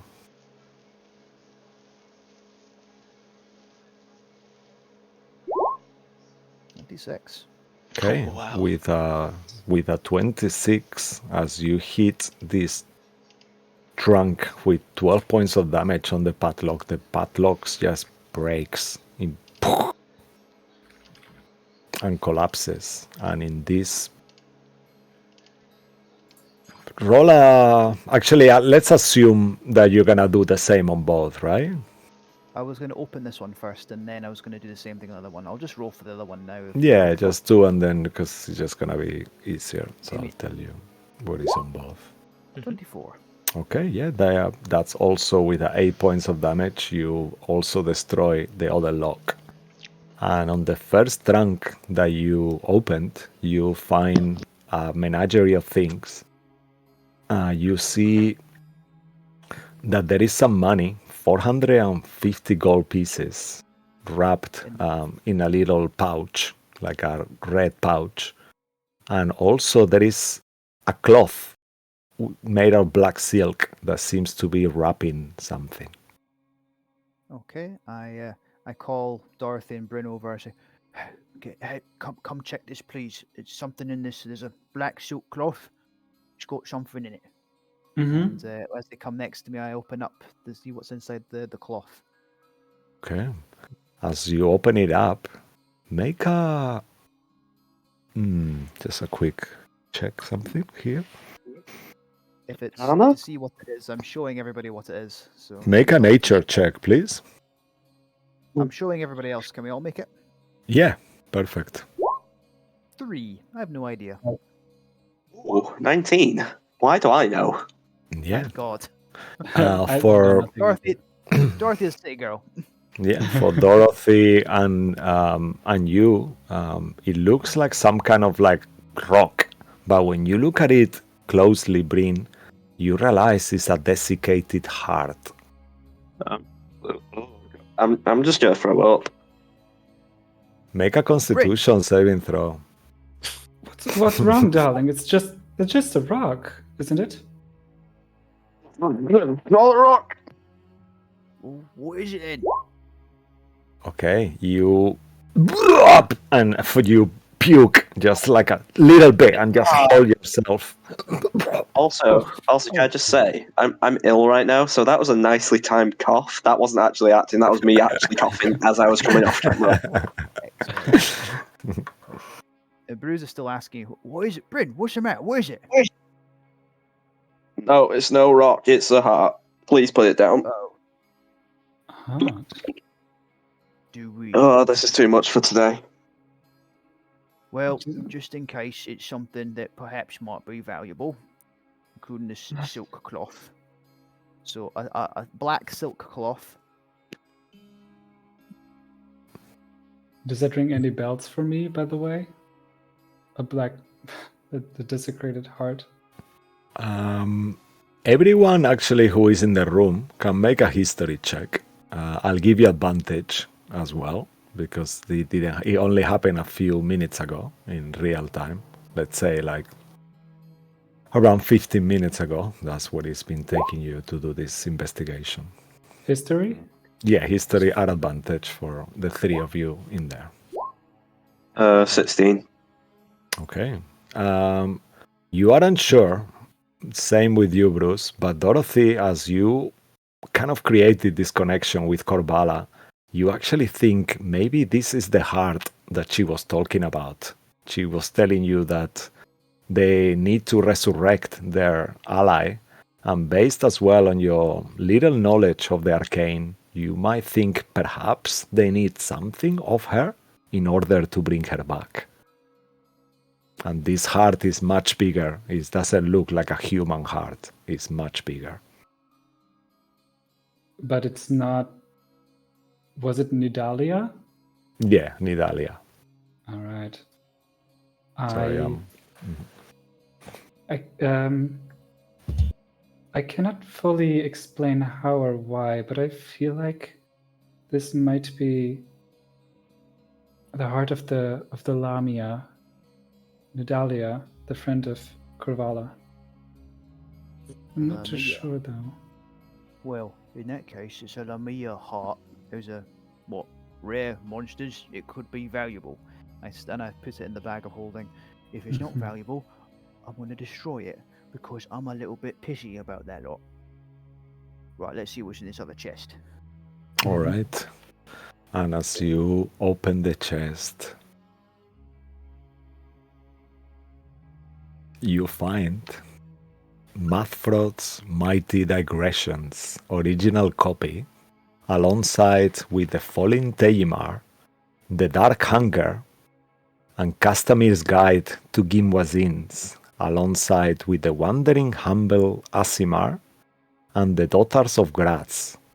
And all these books, as you look at them, you can see that they all very, very good condition and very expensive books, and you gather that each of them is likely to cost around 250 gold pieces, and they are the original copies as well. Could you send us? Could you write out each book and Yeah. send us that? So Yeah, I'll do won't have that. to tell any of that. Mhm. Yeah, of course. That was a lot of work. And It's got 6 and- books, so I'll tell you. I'll actually I'll do put that. in there. Well, I'll do it. yeah, Cisco. okay. That's fine. yeah, put in the Discord or in the Roll20 chat. Yeah, maybe I'll. Do you guys want to know what the books actually are about, or actually maybe not? Not yet, right? If it's not pertinent to things right now, then I would say it's fine. I mean, there is one.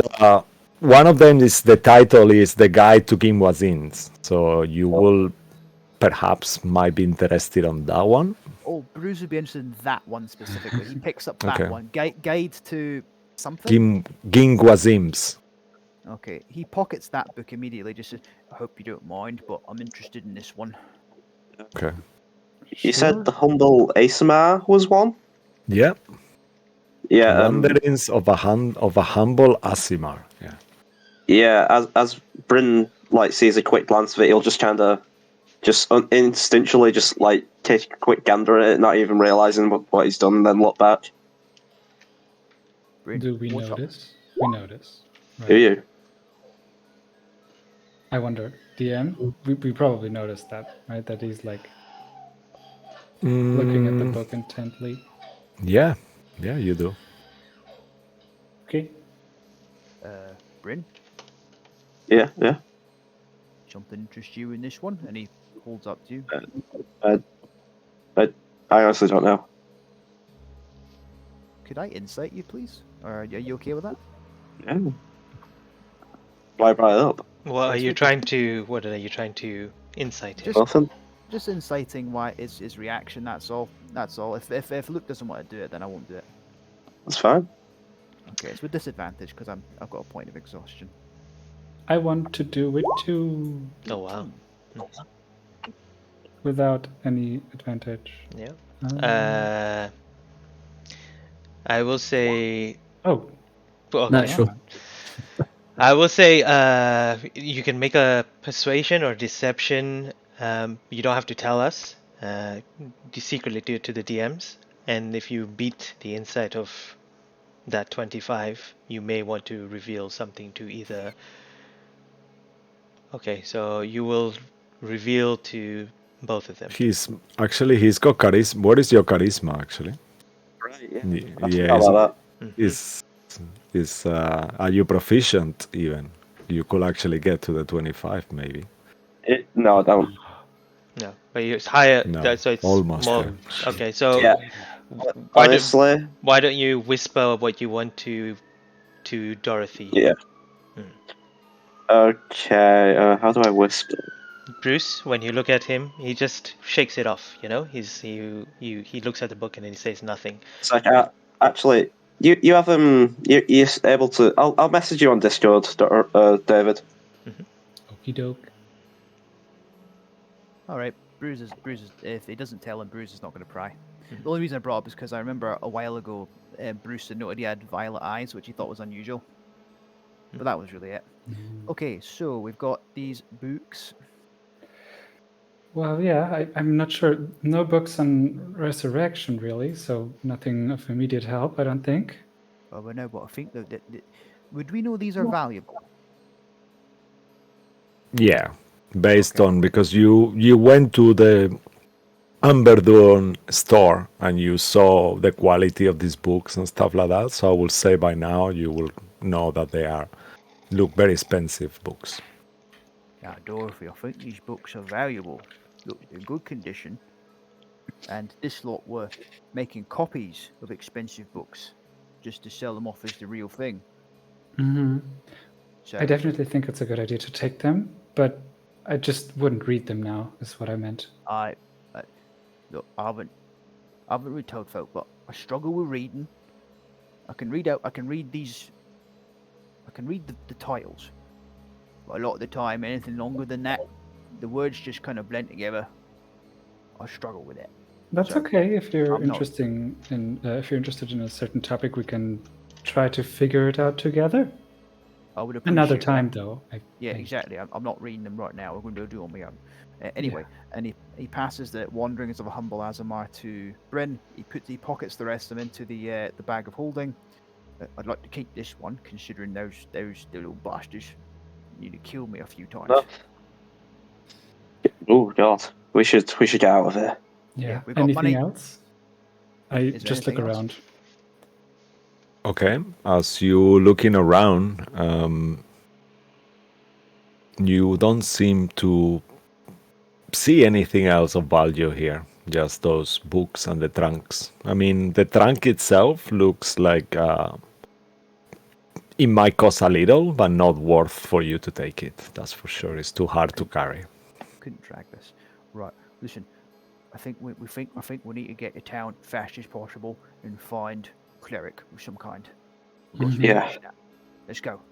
Yeah, there's the cart, right? We can put him on that. Yeah. Let's go. Let's go. Yeah. Where are we? Oh. Did we go through a portal? What happened? Lucy? Oh no! I'll take you guys up. It's fine. Yeah. We would have, Everyone. I think we would have grouped up with the rest of the gang. As you return to the corridor, the body of Grey, to you all, Stripe, lies there. Morcor is back into the room. He looks at you all and he says, I did not find anyone else. I think those were the last of everyone. And Yeah. as you all kind of surround the still grey body of Stripe, we will go and take a break. So for those that Yeah. are All right, watching, guys. we will be back in, let's say, 10 minutes and Yeah. see where it goes from there. Stay tuned Wow. and see you back in a bit. Yay.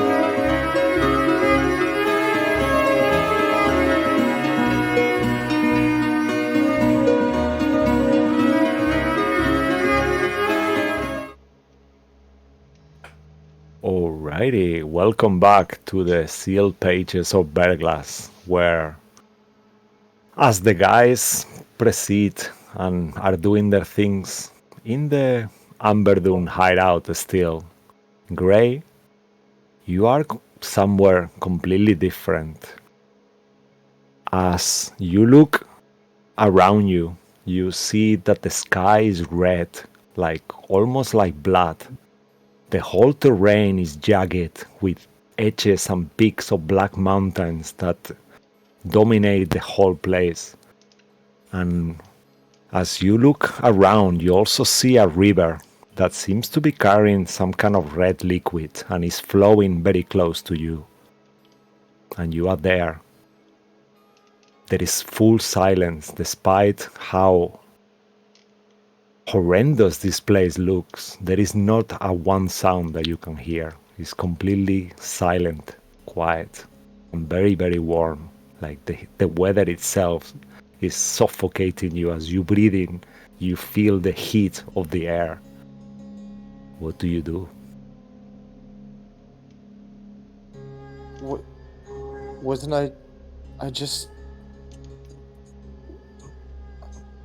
Am I dead? You, as you I'm. go like that and touch your chest, your form, you realize that your hand goes through you. And you actually put your hand through yourself. I'm gonna look down at the river and. Do I see which way the river is flowing? Yeah, make a perception check. I'll give you advantage. It's not a lot of anything else around you apart from this river, black mountains, and the red sky. And as you I'll take focus, as you focus your eyes, you realize that the river is ending in this kind of temple. It looks like a church, but it's completely blackened. Like its walls are completely black, and peaks rise with a symbol on top of the church that you can see far in the distance. This isn't what I thought. This isn't what I thought it'd be like. I thought I'm gonna move towards the building.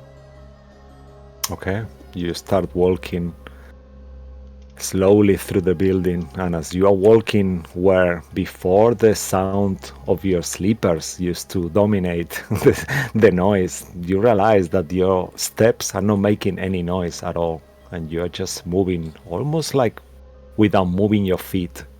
You're almost levitating an inch away from the floor and just gliding through.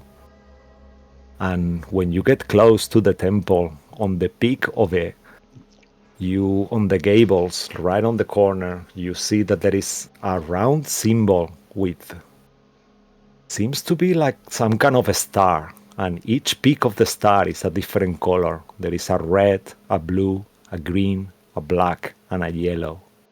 And the endings of it look almost like dragon heads. I would like to try and reach for where I think my short sword and my whip are. Okay. As you reach, you see your sword and your whip there, and as you try to grab it, your hands goes through it, and you are unable to grab it. It's just like, seems to be, your body is incorporeal, and at this point you fully aware of it. Boy, Bahamut, where are you? This isn't... I know where this is. Do I know where this is? The door, as you say you know what it is, the door of the temple opens almost with a thumb. And both of the doors are wide open to you. And inside it, you see light. A white light. I would like to cautiously move towards the white light. Right. You enter this place carefully, and you see that it's kind of like a vault. And inside this vault, there is different altars. Each of them you see a figure of some kind of priest wearing red robes, and they look completely skeletal and undead. You can see far away from them, you can see that their eyes are bright orange, and they look down and nod as you enter the place. And in the center of this temple, you see some kind of hole on the floor, almost like a pit, and all these runes are drawn around it. And as you look down the pit, you see that there is a blood pool, almost like a well full of blood, boiling, bubbling, like almost like someone is boiling blood inside there. What have I? Why am I here? Why am I seeing this? All the I would- creatures look towards you as you say that. The 5 priests with the red robes. All of you, who are you? This is not the Church of Bahamut. This is not where I'm supposed to be.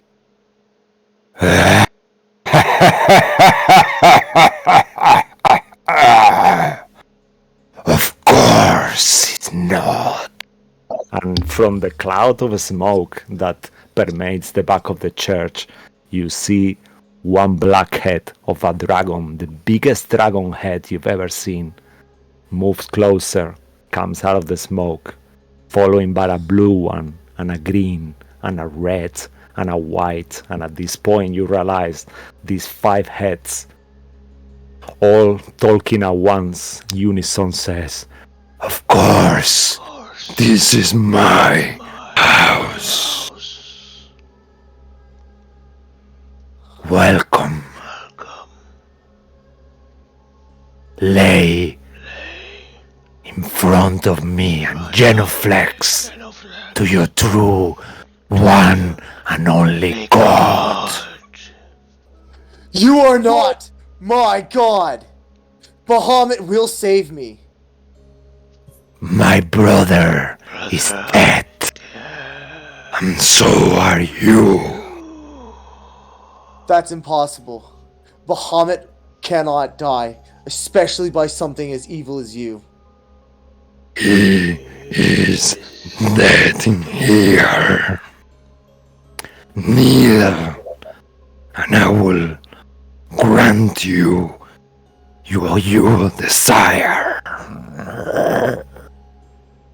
And you see, as they say that, all these heads look up and start throwing different color flames up in the sky that brightens the whole church. All the priests genuflex and lay down in fear, like terrified, almost shaking, as this huge creature, much bigger than the cathedral itself, looms over you.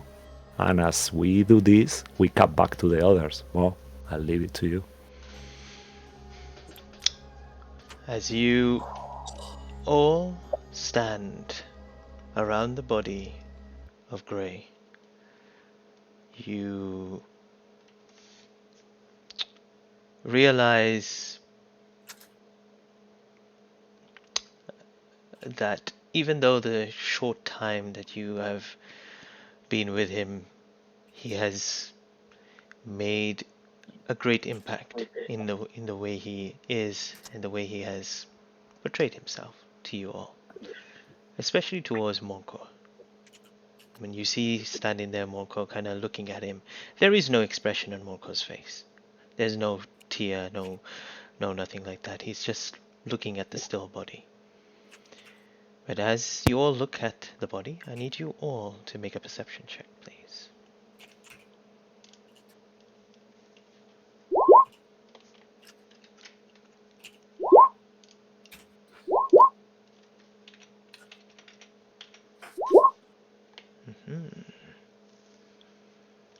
All right.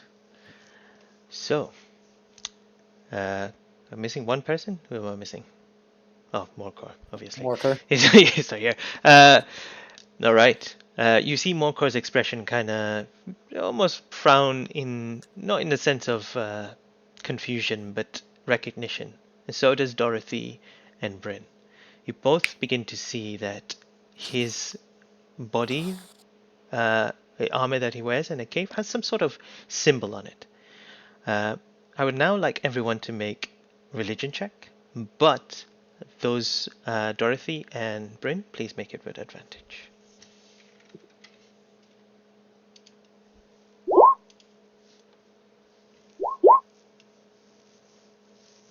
All right. What are we missing? Bruce? No, Bruce is there, Bryn is there. All right. So, Aki and Dorothy. Sorry, Cisco, can you get some music? I don't know, I can't remember what music. Yeah, I don't know why. I thought you stopped it. That's why I hadn't. Yeah. Okay. Put no worries. something else on. It's fine. Something Coming up. Amazing. As you both look at the armor and stuff, you begin to recognize the symbol in front of you. You've seen it because it is a very famous and very well-known deity, Bahamut. And you look at him and you think, why is he wearing? Did he steal this? But you see that he adorns it quite well. So he's probably been given to him, and maybe he's a believer of Bahamut of some sort. And if that thought comes into your mind, also, you know that there are, especially where you are, there are many temples within the city that, different temples, that provide different services. And you know that there may or may not be a temple within this city itself that could, perhaps, the thought for both Aki and Dorothy kind of sparks an idea that maybe we can bring him back. There may be a way. And with that thought, I will leave it to you guys.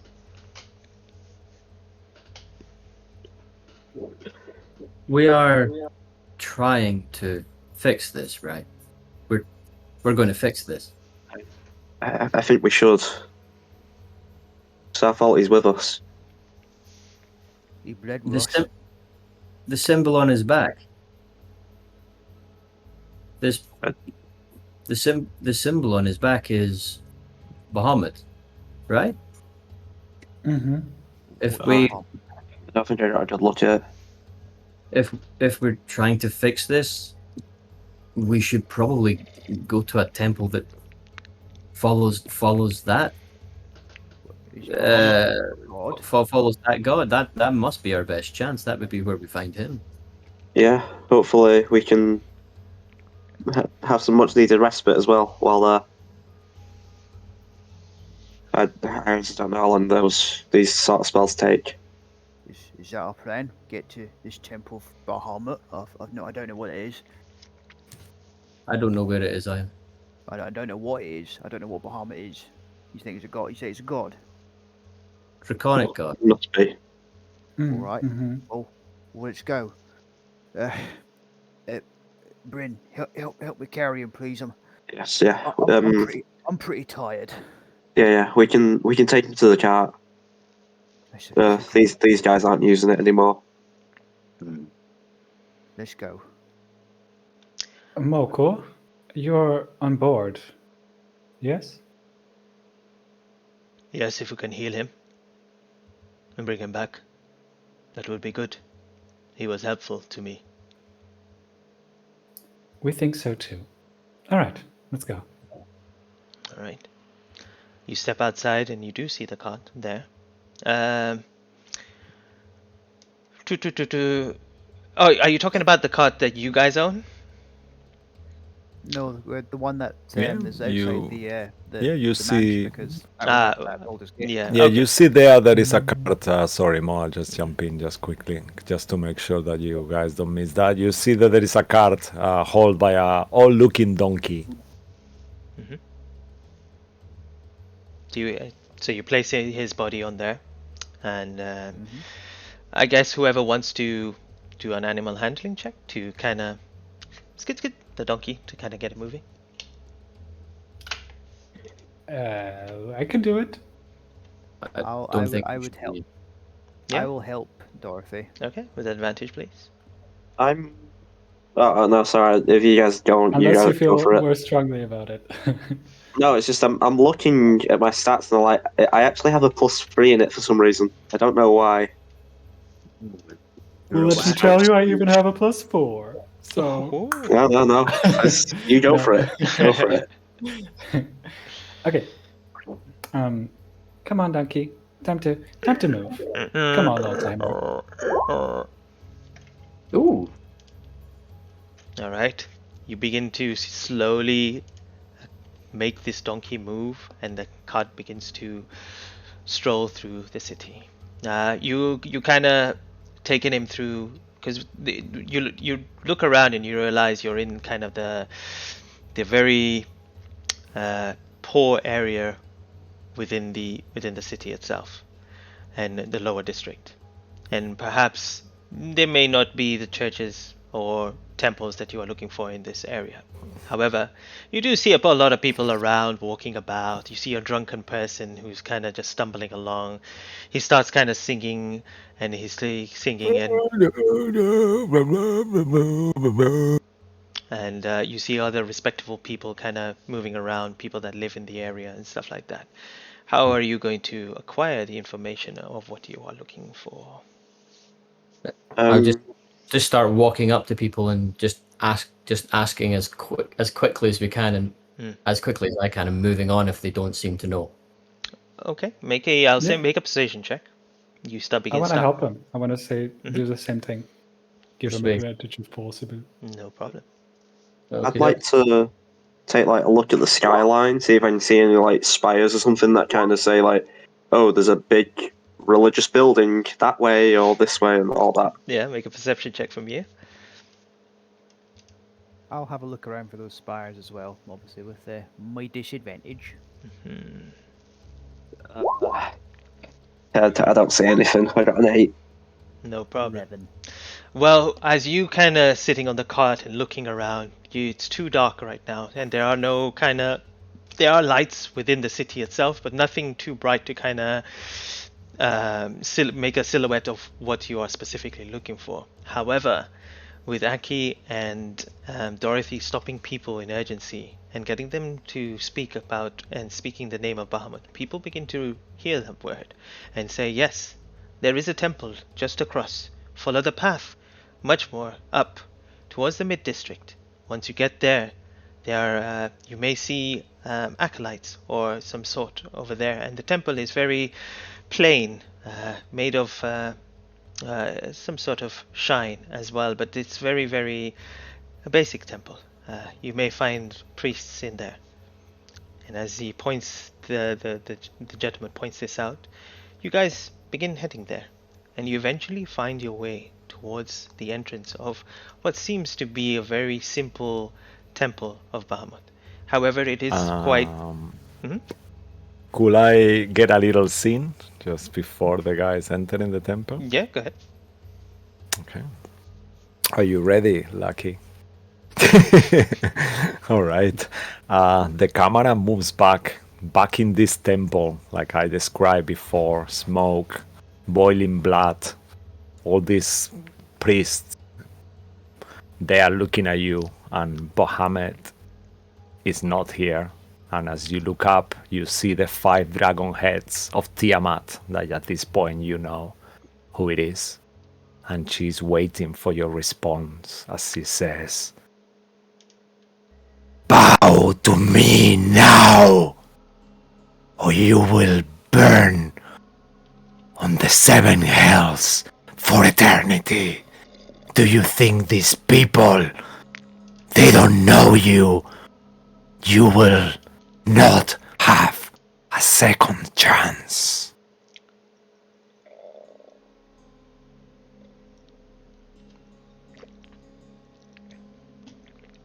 You're on mute. Oh. I will not bow to you. I'm just gonna like grab my head like this. I don't know what to do. Are you sure you will not bow to me? This is one chance Only. What are you offering me? What do you have to offer? I can't give you my life. I'm already dead. Of course you can give me. You can help me. I have plans for you. I will bring you back to the realm of the living. And you will just owe me a little favor.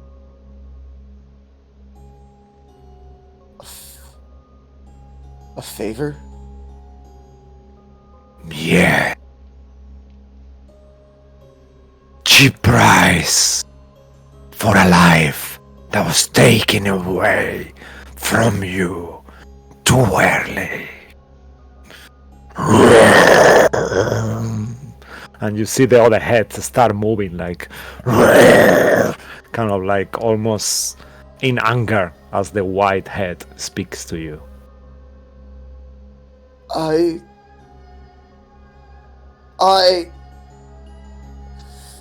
I'm gonna look down at my crest of Bahamut. I refuse to listen to you anymore. And as you say that, the whole temple, the smokes engulf the whole thing, as the 5 heads of the dragon start to throw fire, acid, poison, and your whole body gets disintegrated or whatever it was left of it. And we cut back to the rest of you in the temple. You arrive at the entrance of the temple. What would you like to do? Look for a priest.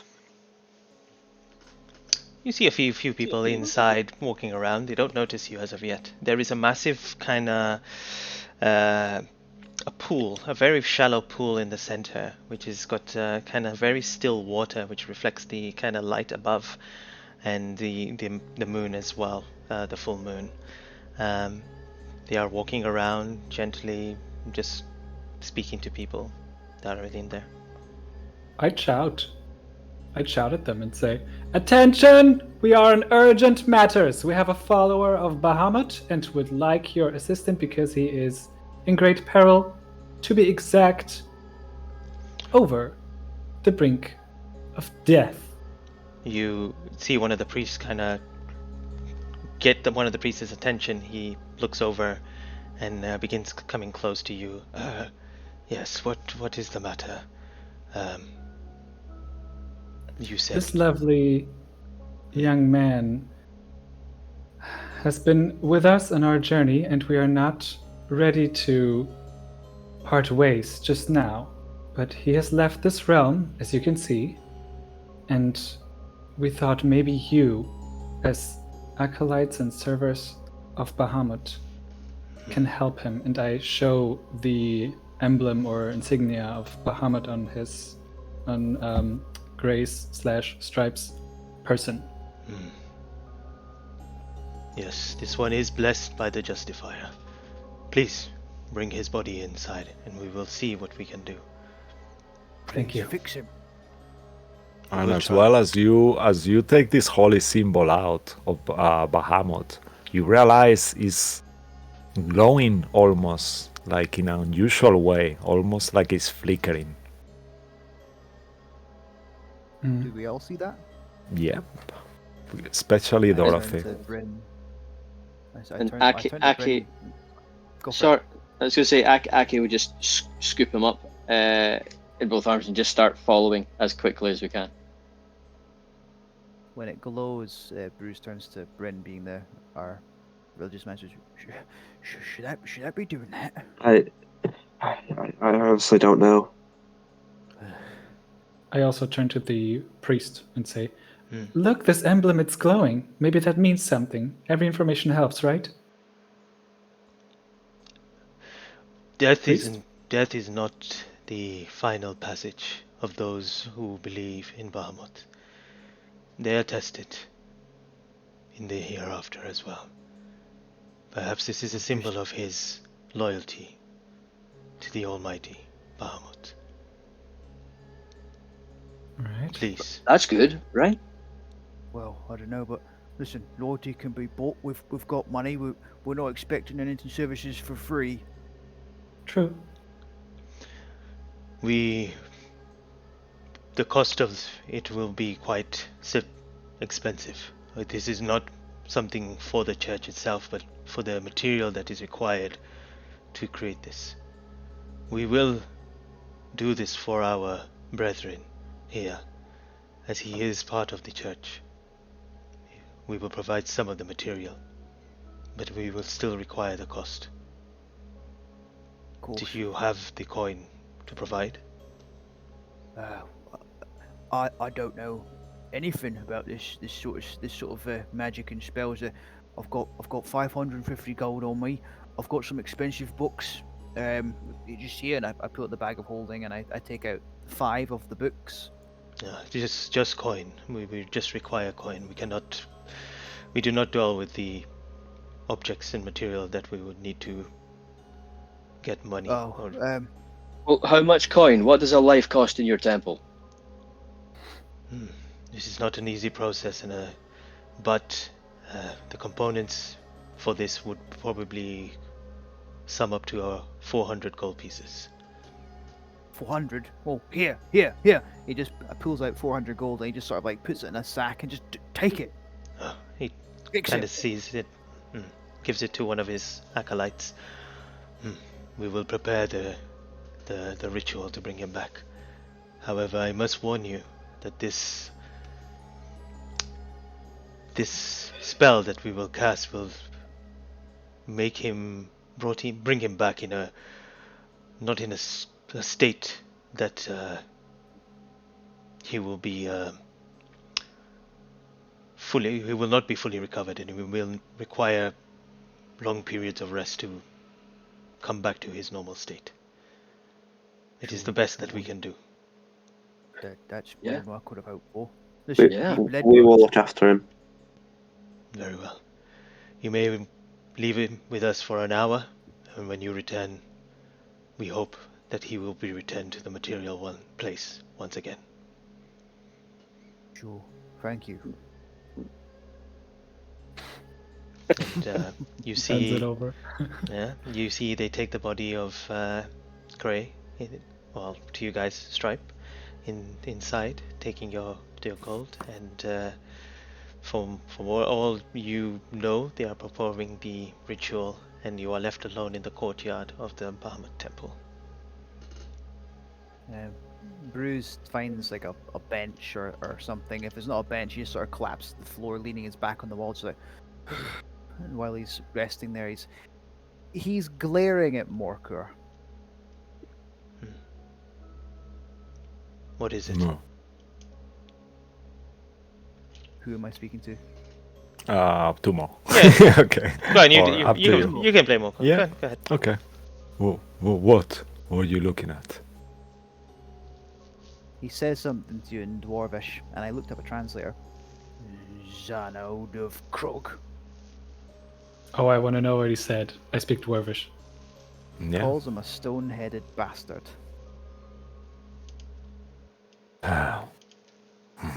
Why? FYI, Mhm. Morkor does not understand Dwarvish. Oh, really? Oh, damn it. What? Okay. Yeah, it's true, actually. Yeah, it's true. Yeah. Yeah, You Morkor probably, looks at you surprised, like, what did you call me? Called you a stone-headed bastard. I can repeat it again if you wish. I mean, he helped me. What can I do? I'm as upset as you are. I didn't think this would end like this. What can I say? I tried. When you tried to hurt whatever the fuck that thing was, what did you think was going to happen? My people. You nearly got us all killed. My people in my temple. I had to revenge them. It's the only way. And justice must be paid with blood. Normally I'd agree with you if it was just your life that was on the line. Instead, you endangered every single one of us. So maybe we should be taking revenge on you for trying to kill us. And he kind of like he fixes his little bun on the hair that you see that is kind of gone everywhere. And as he does once more, he looks at you with his white iris eyes, kind of like, and looks down. Wait, And look, no, this isn't the way. This isn't the way, Bruce. You need to calm down. Take a seat. I'm very calm. This I is. just need to. I need to get this off my chest. We all went in there. And we all knew something may happen. This is not on one person, and Stripes is being revived. Like I said, Bryn, just need to say that, get off my chest. You've probably heard me say it before. We've bled together. Morka, we've bled together. Yeah. But I'm going to ask real nice like, don't put your comrades in danger over a vendetta. You see that he's clenching his fists like he does normally in this kind of like tense like position like this, and he's kind of looking down, really upset. He kind of bangs his staff on the floor, looks back at you.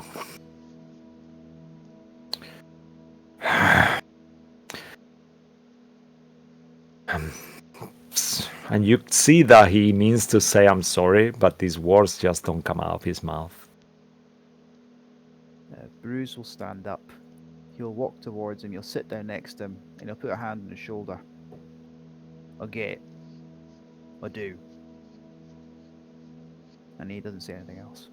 He just kind of like, as you do that, very, very discreetly, it does not that he leans on you, but you feel his shoulder touching yours, like in a way of saying thank you, and you ascertain that he's just like feeling you as he's really hurt and really upset, to a point that his rage is kind of like taking over, but he knows that what you're saying is the truth, and he just stands there quietly. For what it's worth, Morka, the other guy likes you. Kind of utters like a broken smile, like, thank you. Welcome.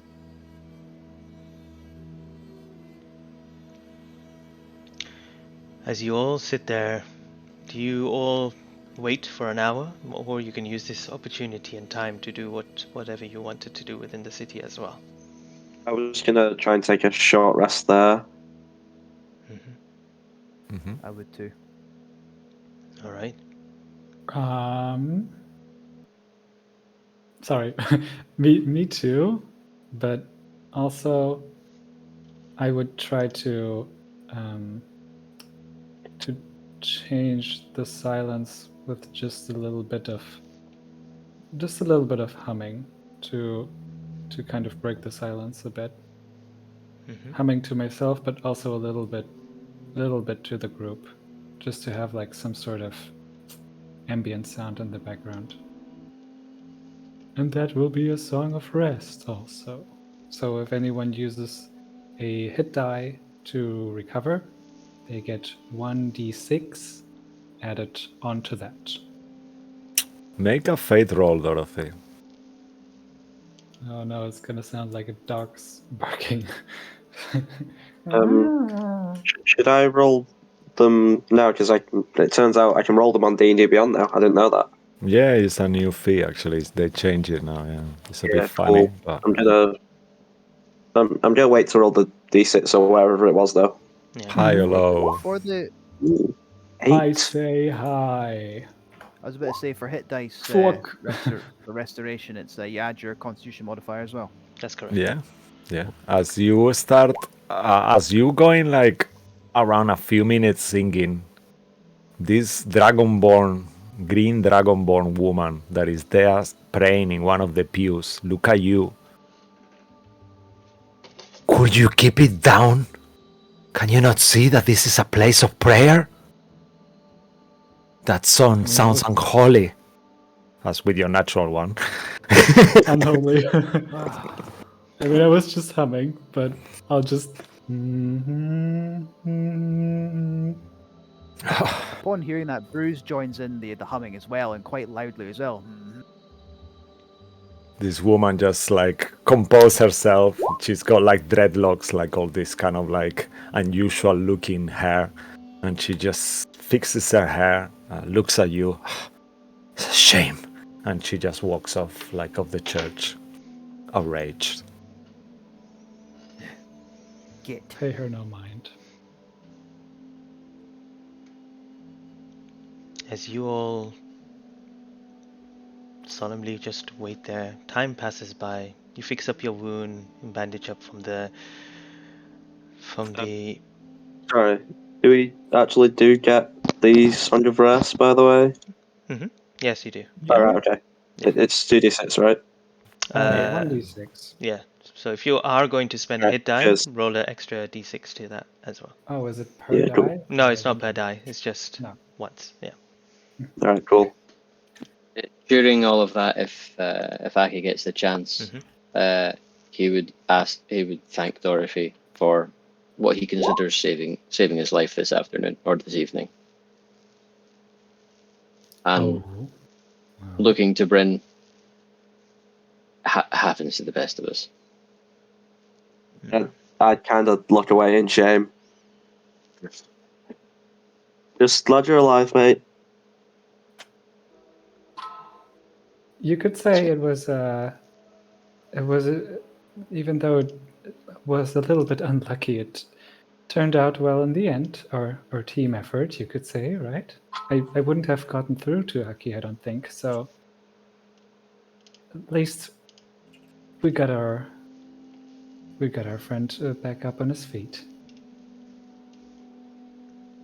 And as you sit It's there, nice. It's nice to have people that would. Oh, you can count on that. I'll continue to. So, how often have we almost died to inanimate objects now? I think we're up to 4 times. Two personally, but probably 4. It seems to be every fight. New plan. Open a door. Attack everything. Could you just set the whole room on fire? Yes, I could. Yeah, I think you do more of that. That's fair. It's like our original plans. You set them on fire, I'll bash them. Or I bash them, then you set them on fire. You're right. We're trying to be too clever. Exactly. We don't need brains. It's a good thing, really. Yeah. Well, I will say one thing.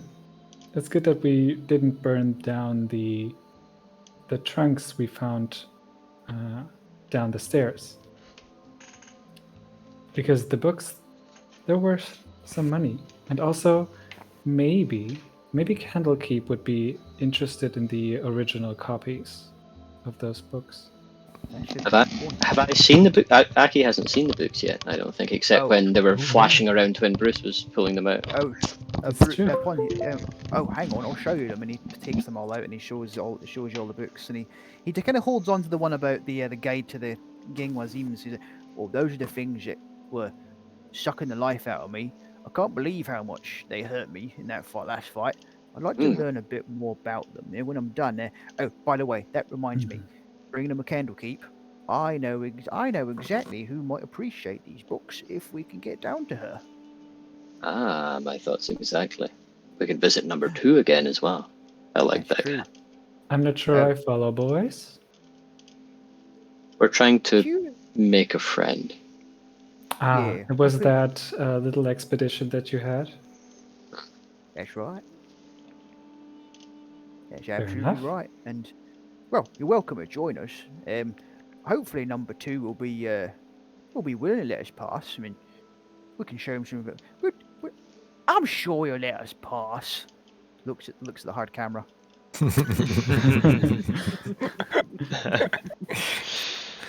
Bruce, who are you looking at? What? You don't see them? I think he's still a little dizzy from today. Yeah, Look, just let me- he must be. Just let me lean on this wall. I believe it's the fourth one in this room. Yeah, as you break the fourth wall, Bruce, somehow you see strings that move you somehow, and you realize all of you have been moved by a higher power that is actually yourselves. He starts humming Leave it to to himself for Bruce. no reason whatsoever. There are no strings to hold me down. As you hum this song, the doors open to the temple, and as they do, you see the priest step out. And as the priest steps out from the kind of dark interior, you do see another body stepping out. He's covered in rags as he's shivering and hunched down, breathing heavily. And you see the revived body of Stripe stepping into the courtyard himself. I don't believe it. It bloody worked. I'm just gonna stand there, just like, kind of scared. Like I'm just, like I've seen some shit. Make a perception check, everyone.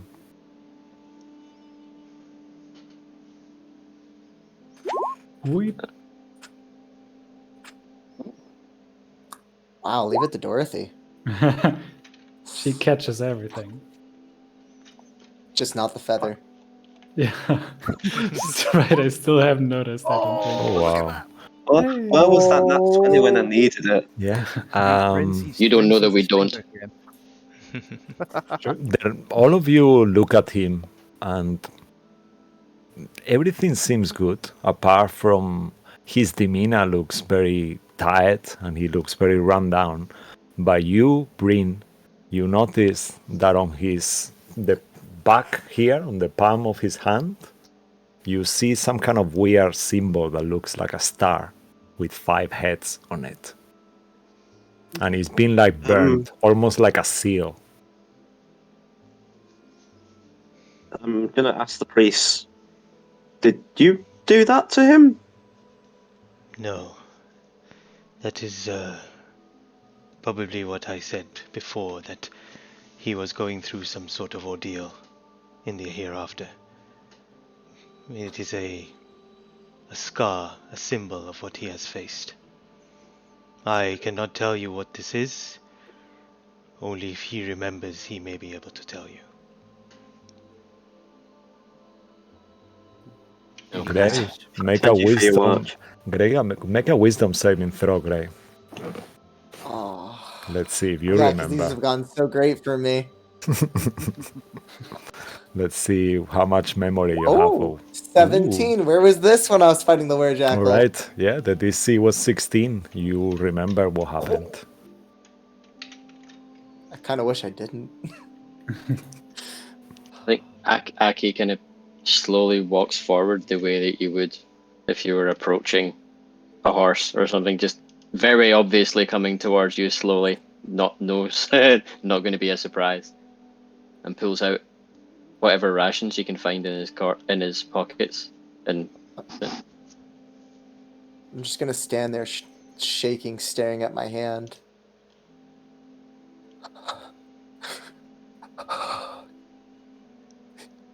It's not true.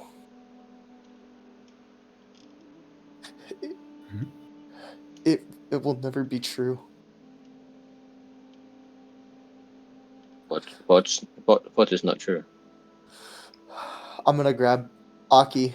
What is Aki? Does he have like robes? Long open coat, so there are things to get hold of if you're trying to do that. I'm just gonna grab him, not like threateningly, just Yeah. grab him and look him in the eyes and just say,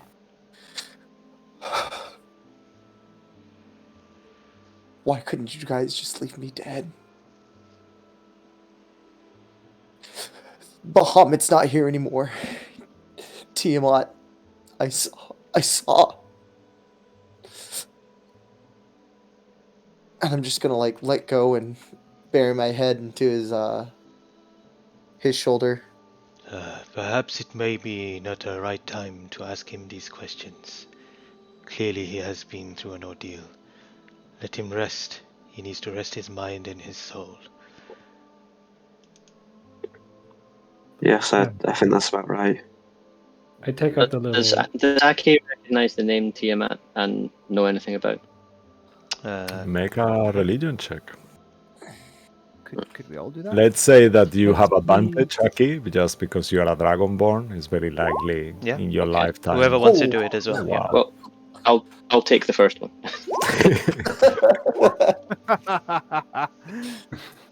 What's Tiamat? Go ahead, Cisco. Okay, let me just. That's some So- kind of food. Mhm. So you just keep going. Just 1 second. Let me just give you very good information. So just give me 1 second, okay? Just give you a little I bit got this. more. Bruce can break fourth walls, but knows nothing about Tiamat. Okay. I'm quite good at breaking things. It makes sense. It wouldn't know So Bahamut is. It wouldn't know what Tiamat is. so let's see your rolls. Anyone who got more than a 16 will know that Tiamat is the sister of Bahamut. She's an evil goddess that resides in the nine hells. I don't know why I said 7 before. 9 hells, and she's been there banished for quite a long time now. And she lays on Avernus somewhere, and she's one of the most evil deities ever known to the tutorial, the world where you are. Okay. Then I guess I'll put one arm around Stripe's shoulders and slowly move him back toward the cart. And if he looks like he wants to sit up on it, I'll help him up into it so he doesn't have to move under his own power anymore. So I'll sit on the cart. Hmm. Just again staring at my hand and shaking uncontrollably. Does anyone have a blanket or a jacket? I probably do. Oh, Check my inventory. I have my robe of useful items. I have a I'm not blanket. currently not really wearing it. I'm still wearing my normal robe, which is much more pretty. But I think the robe of useful items will do the trick. And I'm sure it will. lay it over Stripe's shoulders. Also, I take out the his emblem thing that I think I still had in hand, the Bahamut emblem. Yeah. Just to make sure it was like fully an emblem, right? Or was it something else? Okay, it was an emblem. Okay. Yeah. First, I want to look at it, see if it does anything, if it looks different than before, if the As you look at it, you realize that it has stopped glowing, but in the moment you put it closer, anywhere closer to gray, you see that it starts to glow again. Okay. Then I will also softly approach him and just place one hand on his back and with the other hand show him the emblem. And like from a safe distance, I don't know how to say it. I want to do this carefully because I know this might be a lot for him. So I just kind of want to like approach and show him your emblem. With both my hands, I'm just gonna take it and hold it and bury it into my chest.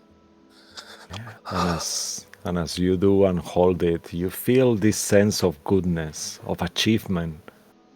Your mind for a second just goes blank, and all you see is this silver chromatic figure that you know who it is. And he seems very alive to your eyes. Just for a second, his dragon head just smiles to you. And as you holding this, you look to your hand and you realize that the scar is just vanished. After that, I'll just pass out. Like I'll fall forward if someone doesn't catch me. Oof, I'll catch him. I'm still in front of you. Yeah. Yeah. Oh, darling. Okay, well, this was a day. This was a day. Okay. Then, since Aki's aware that Aki runs very warm anyway, I think he could climb up into the cart, one arm kind of round from behind and drag Stripe as far into the cart as we can go and just sit there holding him and make sure he's staying warm if he's still shaking. It was more Should like shaking from fear, not so Hmm. much cold, just disbelief and fear. Yeah, still I But the warmth is don't summertime. know. appreciated. I don't know about you guys, but maybe we should go back to our proper carriage, take him back with us. Morka, would you like to join us? You're going back to Candlekeep, right? Yes. Yeah, I have things to do there. Yeah, that will be good if you will have me.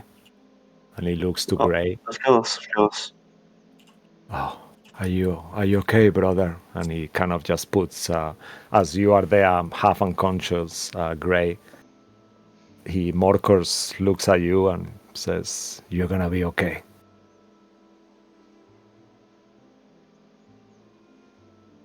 Thank you.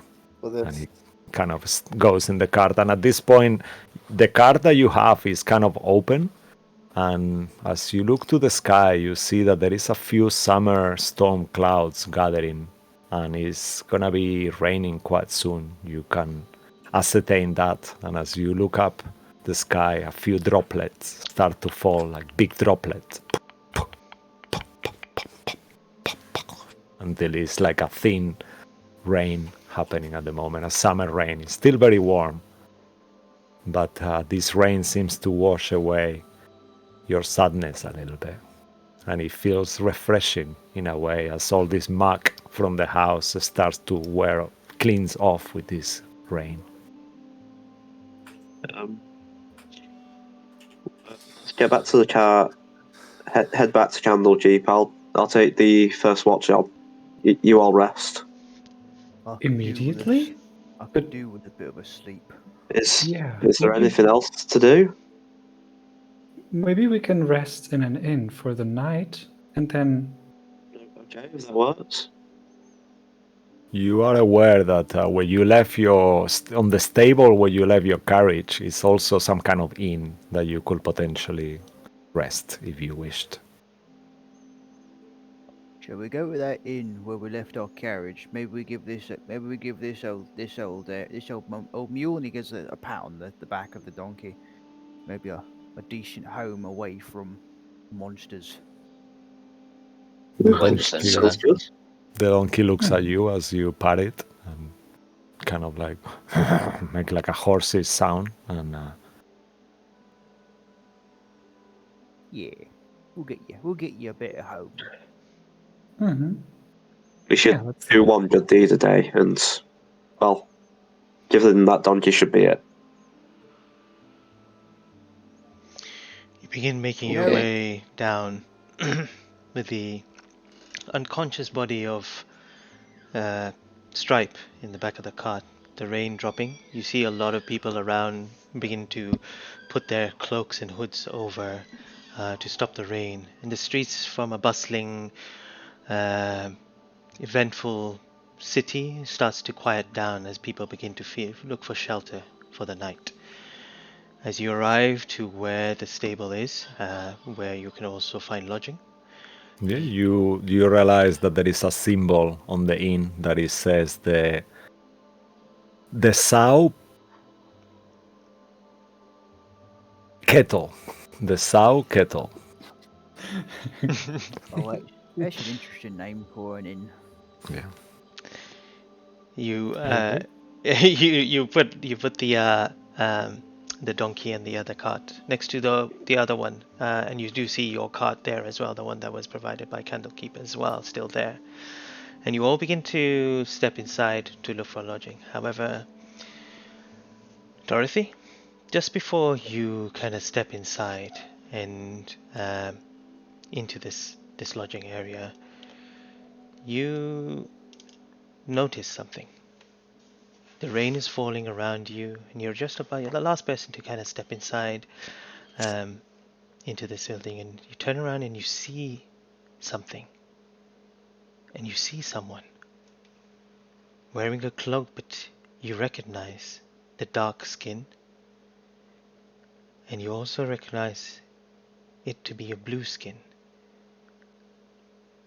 Yeah, you see the high ponytail as they cover their head and begin to walk away.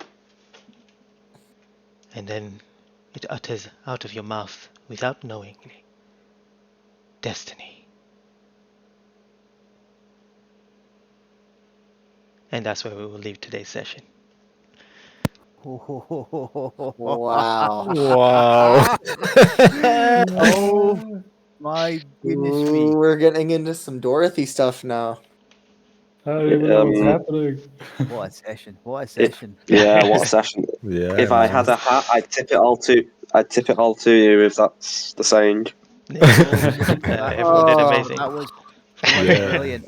Jeez, Yeah, I'm all the gonna players. That was bloody brilliant. I'm gonna owe Aki some gold.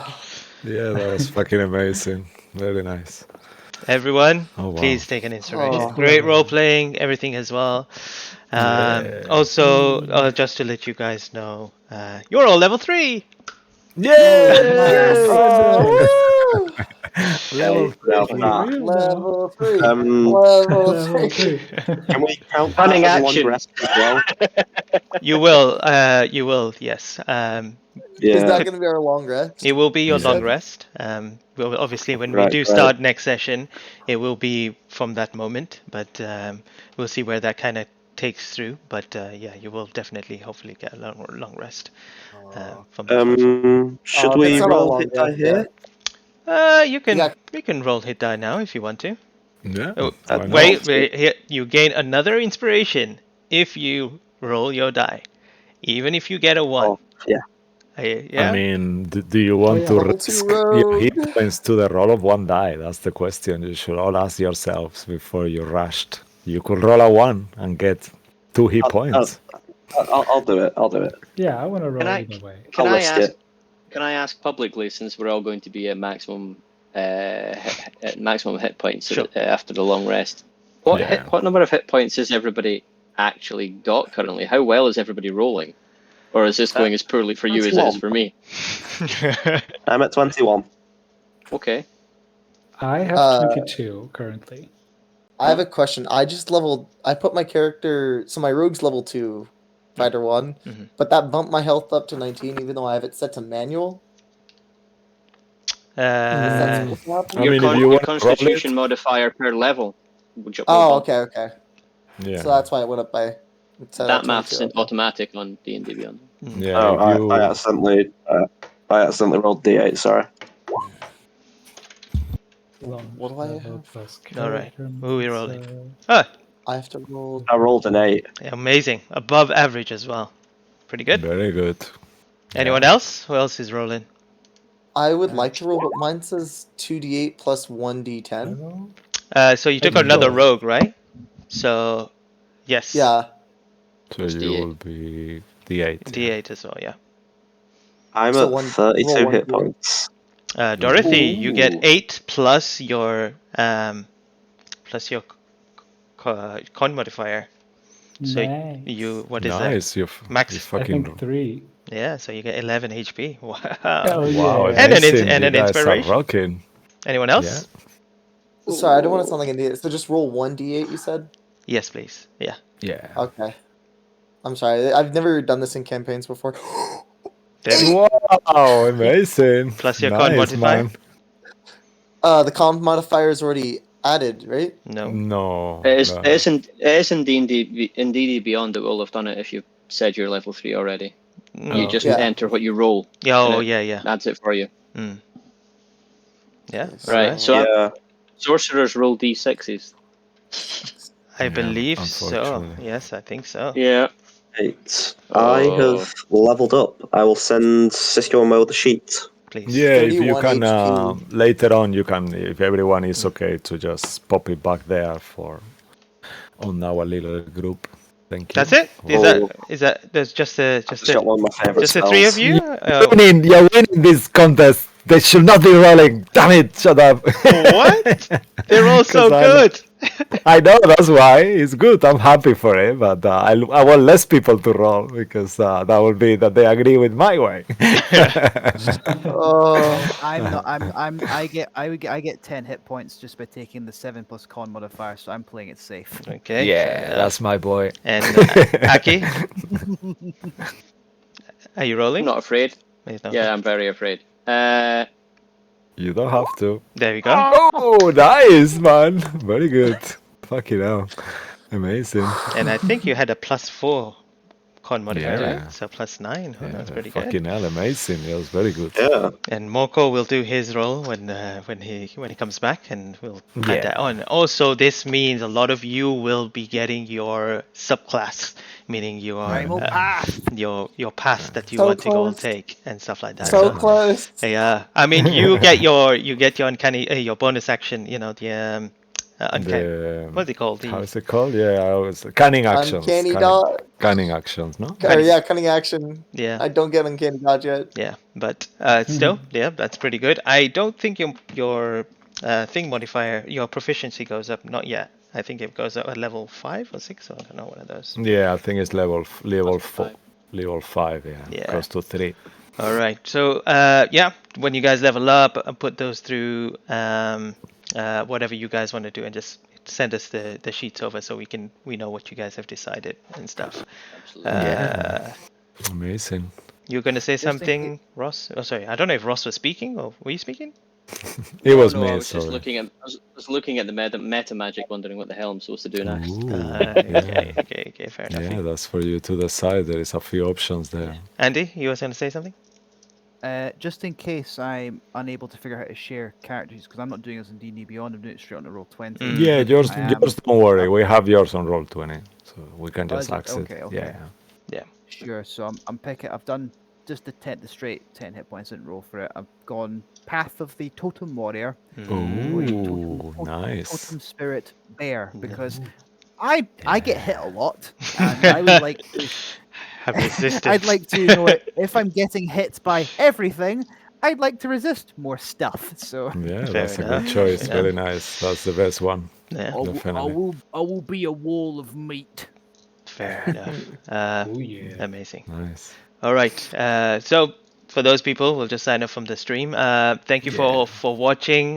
Today has been a very emotional, a very hard Roller episode. coaster, Yeah, yeah. roller coaster of emotion and Oh, events for many of our, well, for all of our players. And we hope you've enjoyed it, and hopefully we bring more of this moving forward. It was amazing, and I'm looking forward to where these level 3 heroes now take their path, Yeah. and what will happen in the beginning of next episode with Dorothy. And we'll see Yeah. from there. Yeah, Alright. like always, thank you for to Darren Curtis for his amazing music. Also to James RPG Art for some of the scenes displayed on the intervals and stuff, and to all people who are following us and giving their support to our channel. It means a lot to us. Our little community is getting bigger, and we are so looking forward to have as many people that is part of our little world soon. Yeah, thank you so much for all of you, and we'll see you all next week. Actually, on Sunday we got Curse of Strat, so please tune in. Otherwise, we'll see you on Tuesday for more Candlekeep mystery stories. All right. Ooh. Bye bye. Take care. Bye. Bye. Ciao, good night. Thank you.